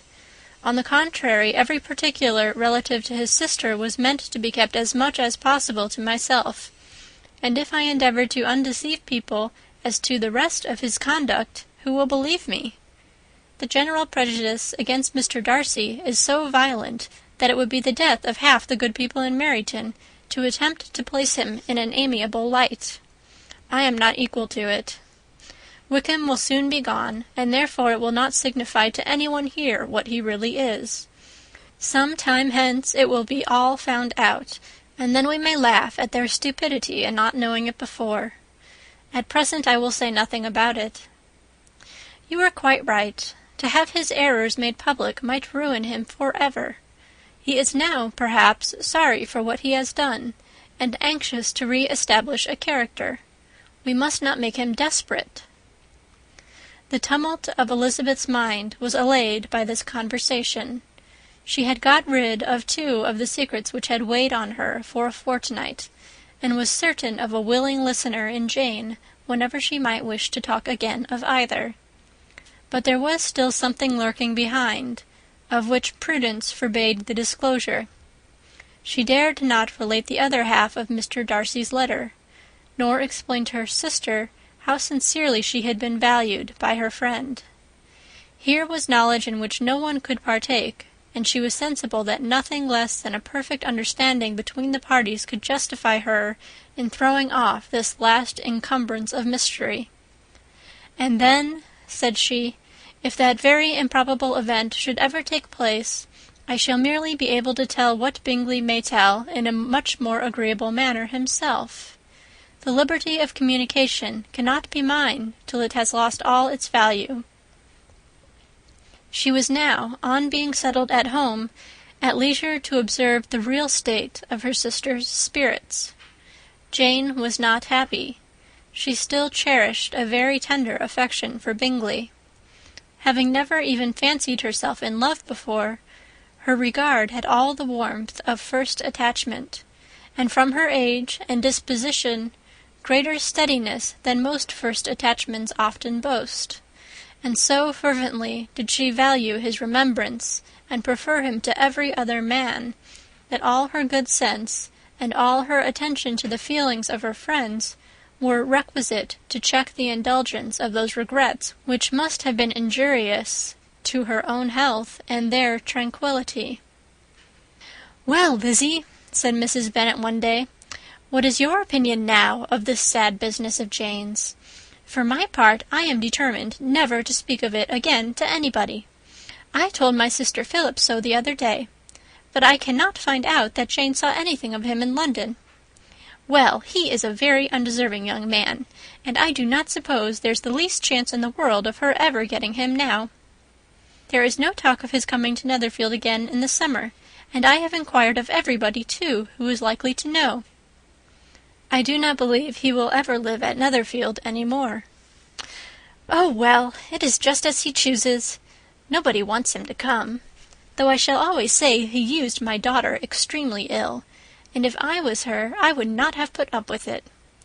Well, my comfort is, I am sure Jane will die of a broken heart, and then he will be sorry for what he has done." But as Elizabeth could not receive comfort from any such expectation, she made no answer. "Well, Lizzie," continued her mother soon afterwards, "and so the Collinses live very comfortable, do they? Well, well, I only hope it will last. And what sort of table do they keep? Charlotte is an excellent manager, I dare say. If she is half as sharp as her mother, she is saving enough. There is nothing extravagant in their housekeeping, I dare say." "No, nothing at all." "A great deal of good management, depend upon it. Yes, yes. They will take care not to outrun their income. They will never be distressed for money. Well, much good may it do them. And so I suppose they often talk of having Longbourn when your father is dead. They look upon it as quite their own, I dare say, whenever that happens." "It was a subject which they could not mention before me." "No, it would have been strange if they had, but I make no doubt they often talk of it between themselves. Well, if they can be easy with an estate that is not lawfully their own, so much the better. I should be ashamed of having one that was only entailed on me." Chapter 41. The first week of their return was soon gone. The second began. It was the last of the regiment's stay in Meryton, and all the young ladies in the neighbourhood were drooping apace. The dejection was almost universal. The elder Miss Bennets alone were still able to eat, drink, and sleep, and pursue the usual course of their employments. Very frequently were they reproached for this insensibility by Kitty and Lydia, whose own misery was extreme, and who could not comprehend such hard-heartedness in any of the family. "Good heaven, what is to become of us? What are we to do?" would they often exclaim in the bitterness of woe. "How can you be smiling so, Lizzie?" Their affectionate mother shared all their grief. She remembered what she had herself endured on a similar occasion 25 years ago. "I am sure," said she, "I cried for 2 days together when Colonel Miller's regiment went away. I thought I should have broken my heart." "I am sure I shall break mine," said Lydia.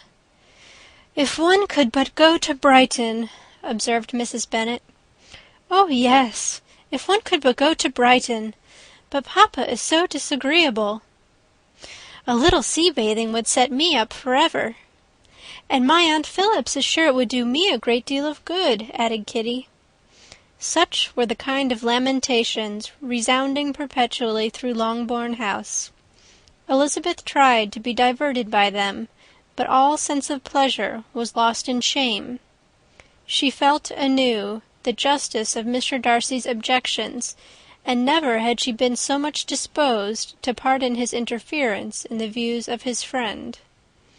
But the gloom of Lydia's prospect was shortly cleared away, for she received an invitation from Mrs. Forster, the wife of the colonel of the regiment, to accompany her to Brighton. This invaluable friend was a very young woman, and very lately married. A resemblance in good humour and good spirits had recommended her and Lydia to each other, and out of their 3 months' acquaintance they had been intimate 2. The rapture of Lydia on this occasion, her adoration of Mrs. Forster, the delight of Mrs. Bennet, and the mortification of Kitty, are scarcely to be described. Wholly inattentive to her sister's feelings, Lydia flew about the house in restless ecstasy, calling for everyone's congratulations, and laughing and talking with more violence than ever, whilst the luckless Kitty continued in the parlour, repined at her fate in terms as unreasonable as her accent was peevish. "I cannot see why Mrs. Forster should not ask me as well as Lydia," said she, "though I am not her particular friend. I have just as much right to be asked as she has, and more too, for I am 2 years older." In vain did Elizabeth attempt to make her reasonable, and Jane to make her resigned. As for Elizabeth herself, this invitation was so far from exciting in her the same feelings as in her mother and Lydia, that she considered it as the death warrant of all possibility of common sense for the latter, and detestable as such a step must make her, were it known, she could not help secretly advising her father not to let her go. She represented to him all the improprieties of Lydia's general behaviour, the little advantage she could derive from the friendship of such a woman as Mrs. Forster, and the probability of her being yet more imprudent with such a companion at Brighton, where the temptations must be greater than at home.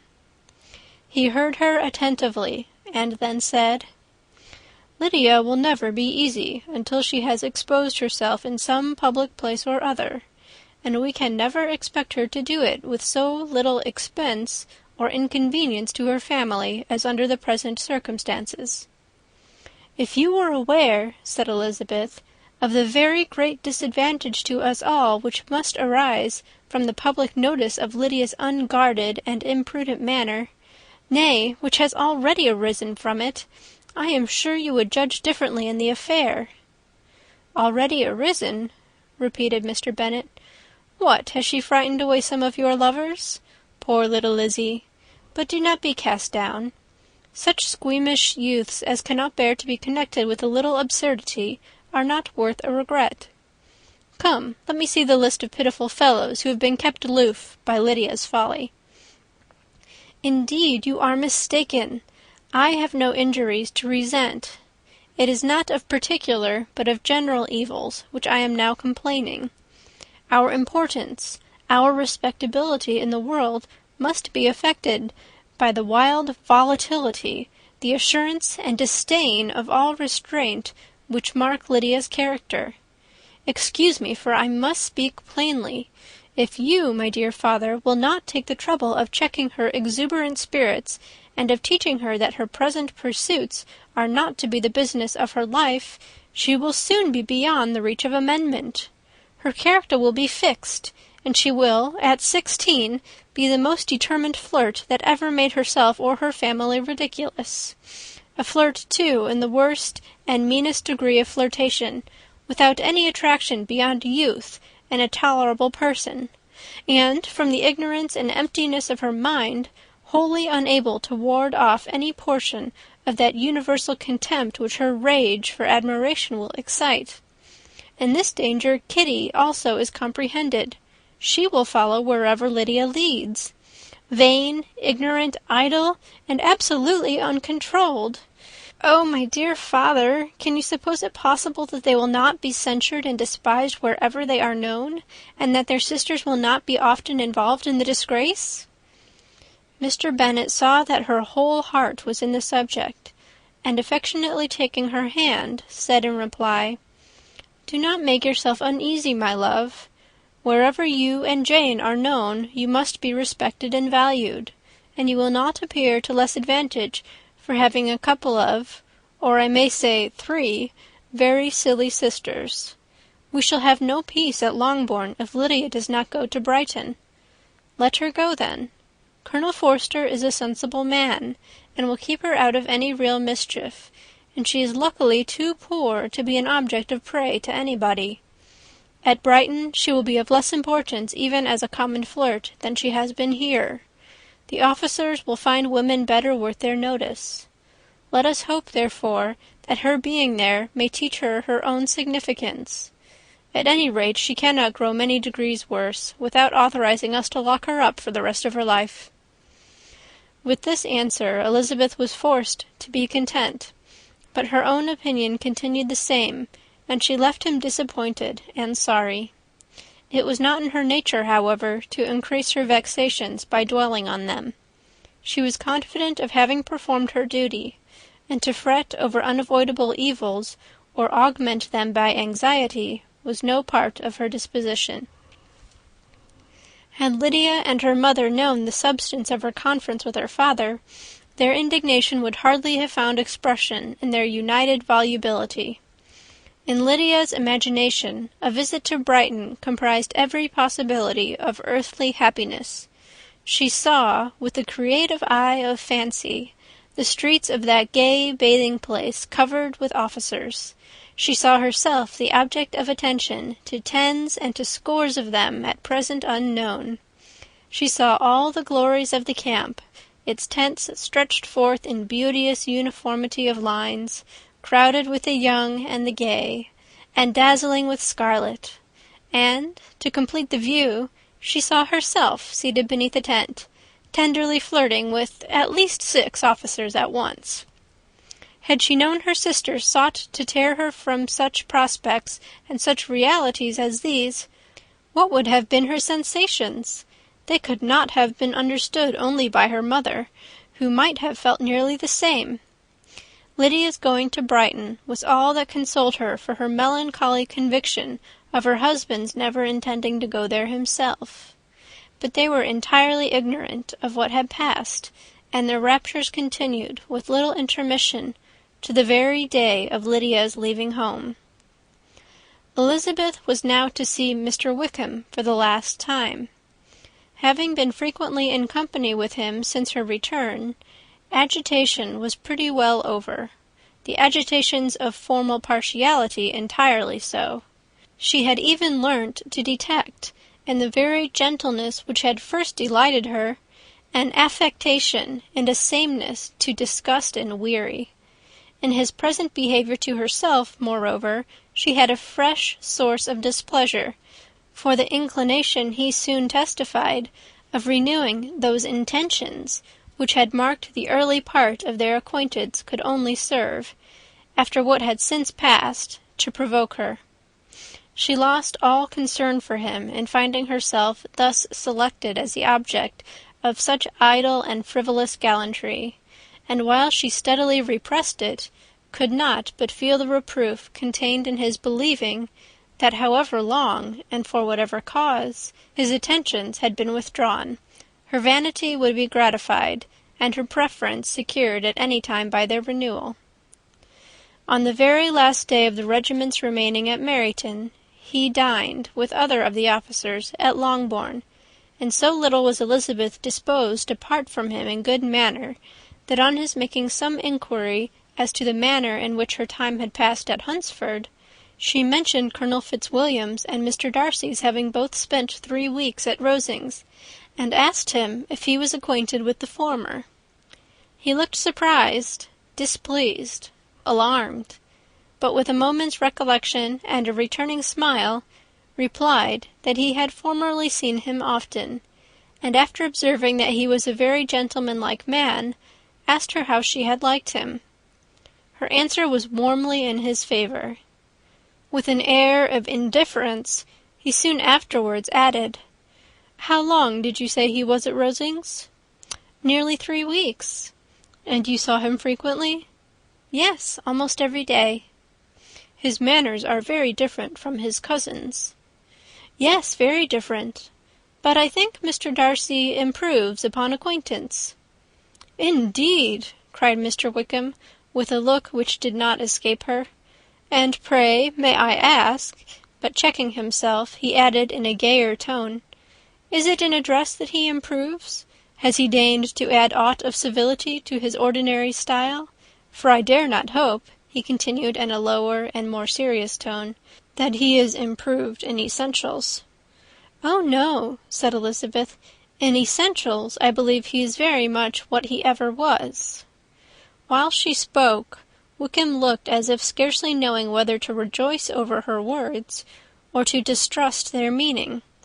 There was a something in her countenance which made him listen with an apprehensive and anxious attention, while she added, "When I said that he improved on acquaintance, I did not mean that his mind or his manners were in a state of improvement, but that, from knowing him better, his disposition was better understood." Wickham's alarm now appeared in a heightened complexion and agitated look. For a few minutes he was silent, till, shaking off his embarrassment, he turned to her again, and said in the gentlest of accents, "You, who so well know my feelings towards Mr. Darcy, will readily comprehend how sincerely I must rejoice that he is wise enough to assume even the appearance of what is right. His pride in that direction may be of service, if not to himself, to many others, for it must only deter him from such foul misconduct as I have suffered by. I only fear that the sort of cautiousness to which you, I imagine, have been alluding, is merely adopted on his visits to his aunt, of whose good opinion and judgment he stands much in awe. His fear of her has always operated, I know, when they were together, and a good deal is to be imputed to his wish of forwarding the match with Miss de Bourgh, which I am certain he has very much at heart." Elizabeth could not repress a smile at this, but she answered only by a slight inclination of the head. She saw that he wanted to engage her on the old subject of his grievances, and she was in no humour to indulge him. The rest of the evening passed with the appearance, on his side, of usual cheerfulness, but with no further attempt to distinguish Elizabeth, and they parted at last with mutual civility, and possibly a mutual desire of never meeting again. When the party broke up, Lydia returned with Mrs. Forster to Meryton, from whence they were to set out early the next morning. The separation between her and her family was rather noisy than pathetic. Kitty was the only one who shed tears, but she did weep from vexation and envy.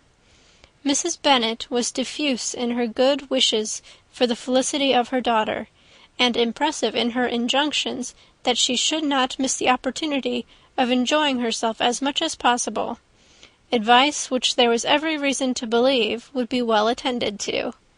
And in the clamorous happiness of Lydia herself in bidding farewell, the more gentle adieus of her sisters were uttered without being heard. Chapter 42. Had Elizabeth's opinion been all drawn from her own family, she could not have formed a very pleasing opinion of conjugal felicity or domestic effort. Her father, captivated by youth and beauty, and that appearance of good humour which youth and beauty generally give, had married a woman whose weak understanding and illiberal mind had very early in their marriage put an end to all real affection for her. Respect, esteem, and confidence had vanished forever, and all his views of domestic happiness were overthrown. But Mr. Bennet was not of a disposition to seek comfort for the disappointment which his own imprudence had brought on, in any of those pleasures which too often console the unfortunate for their folly of their vice. He was fond of the country and of books, and from these tastes had arisen his principal enjoyments.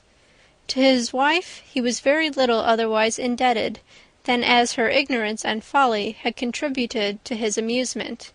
This is not the sort of happiness which a man would in general wish to owe to his wife, but where other powers of entertainment are wanting, the true philosopher will derive benefit from such as are given. Elizabeth, however, had never been blind to the impropriety of her father's behaviour as a husband. She had always seen it with pain, but respecting his abilities, and grateful for his affectionate treatment of herself, she endeavoured to forget what she could not overlook, and to banish from her thoughts that continual breach of conjugal obligation and decorum which, in exposing his wife to the contempt of her own children, was so highly reprehensible. But she had never felt so strongly as now the disadvantages which must attend the children of so unsuitable a marriage, nor ever been so fully aware of the evils arising from so ill-judged a direction of talents which, rightly used, might at least have preserved the respectability of his daughters, even if incapable of enlarging the mind of his wife. When Elizabeth had rejoiced over Wickham's departure, she found little other cause for satisfaction in the loss of the regiment. Their parties abroad were less varied than before, and at home she had a mother and sister whose constant repinings at the dullness of everything around them threw a real gloom over their domestic circle. And though Kitty might in time regain her natural degree of sense, since the disturbers of her brain were removed, her other sister, from whose disposition greater evil might be apprehended, was likely to be hardened in all her folly and assurance by a situation of such double danger as a watering-place and a camp. Upon the whole, therefore, she found, what has been sometimes been found before, that an event to which she had been looking with impatient desire did not, in taking place, bring all the satisfaction she had promised herself.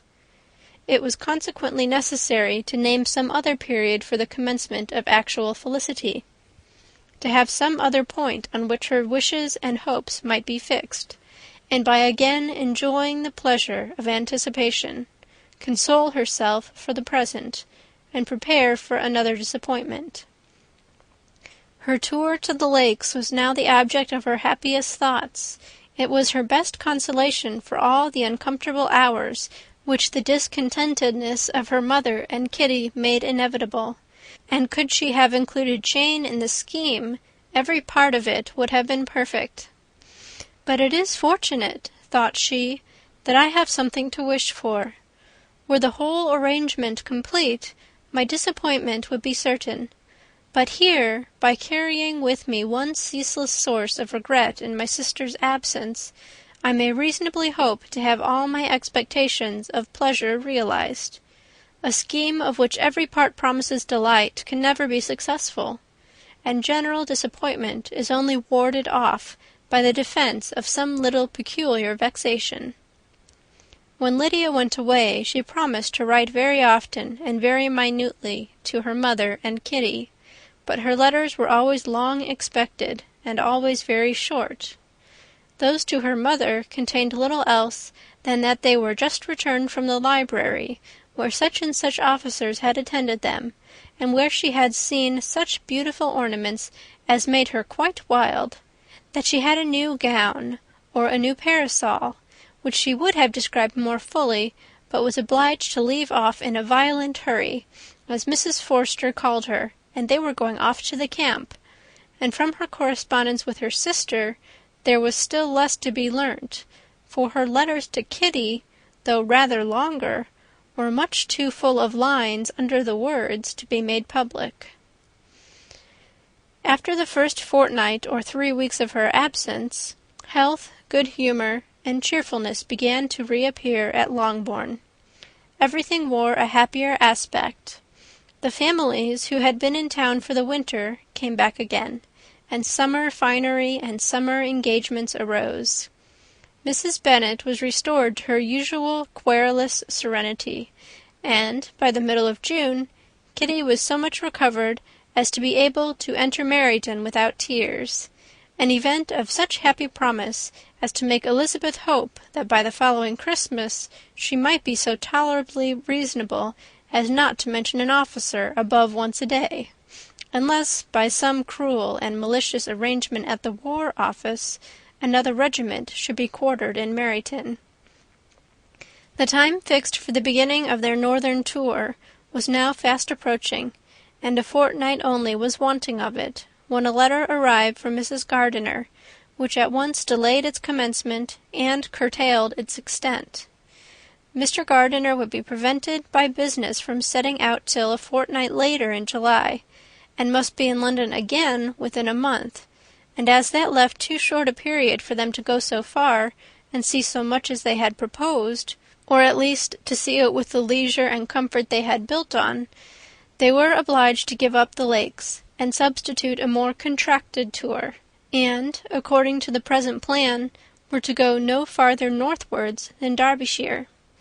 In that country there was enough to be seen to occupy the chief of their 3 weeks, and to Mrs. Gardiner it had a peculiarly strong attraction.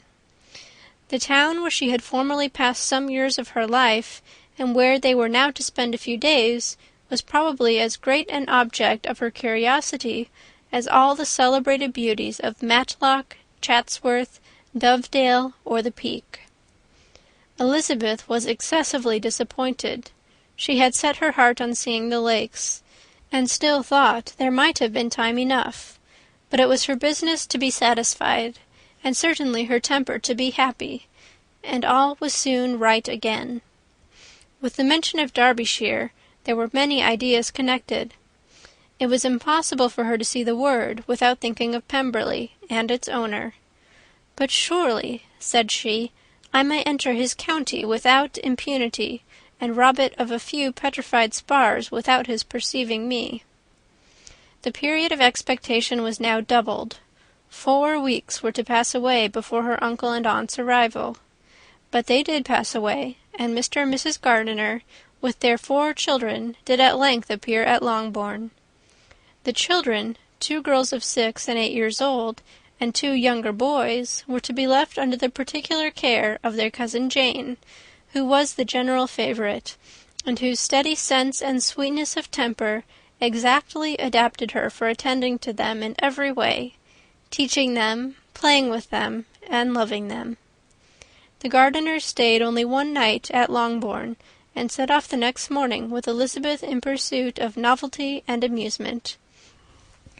One enjoyment was certain, that of suitableness of companions, a suitableness which comprehended health and temper to bear inconveniences, cheerfulness to enhance every pleasure, and affection and intelligence, which might supply it among themselves, if there were disappointments abroad. It is not the object of this work to give a description of Derbyshire, nor of any of the remarkable places through which their route thither lay. Oxford, Blenheim, Warwick, Kenilworth, Birmingham, etc., are sufficiently known. A small part of Derbyshire is all the present concern. To the little town of Lambton, the scene of Mrs. Gardiner's former residence, and where she had lately learned some acquaintance still remained, they bent their steps, after having seen all the principal wonders of the country, and within 5 miles of Lambton Elizabeth found from her aunt that Pemberley was situated. It was not in their direct road, nor more than a mile or 2 out of it. In talking over their route the evening before, Mrs. Gardiner expressed an inclination to see the place again. Mr. Gardiner declared his willingness, and Elizabeth was applied to for her approbation. "My love, should you not like to see a place of which you have heard so much?" said her aunt. "A place, too, with which so many of your acquaintances are connected. Wickham passed all his youth there, you know." Elizabeth was distressed. She felt that she had no business at Pemberley, and was obliged to assume a disinclination for seeing it. She must own that she was tired of seeing great houses, after going over so many, She really had no pleasure in fine carpets or satin curtains. Mrs. Gardiner abused her stupidity. "If it were merely a fine house richly furnished," said she, "I should not care about it myself. But the grounds are delightful. They have some of the finest woods in the country." Elizabeth said no more, but her mind could not acquiesce. The possibility of meeting Mr. Darcy while viewing the place instantly occurred. It would be dreadful. She blushed at the very idea, and thought it would be better to speak openly to her aunt than to run such a risk. But against this there were objections, and she finally resolved that it could be the last resource if her private inquiries to the absence of the family were unfavourably answered. Accordingly, when she retired at night, she asked the chambermaid whether Pemberley were not a very fine place, what was the name of its proprietor, and, with no little alarm, whether the family were down for the summer. A most welcome negative followed the last question, and her alarms now being removed, she was at leisure to feel a great deal of curiosity to see the house herself, and when the subject was revised the next morning, and she was again applied to, could readily answer, and with a proper air of indifference, that she had not really any dislike to the scheme. To Pemberley, therefore, they were to go.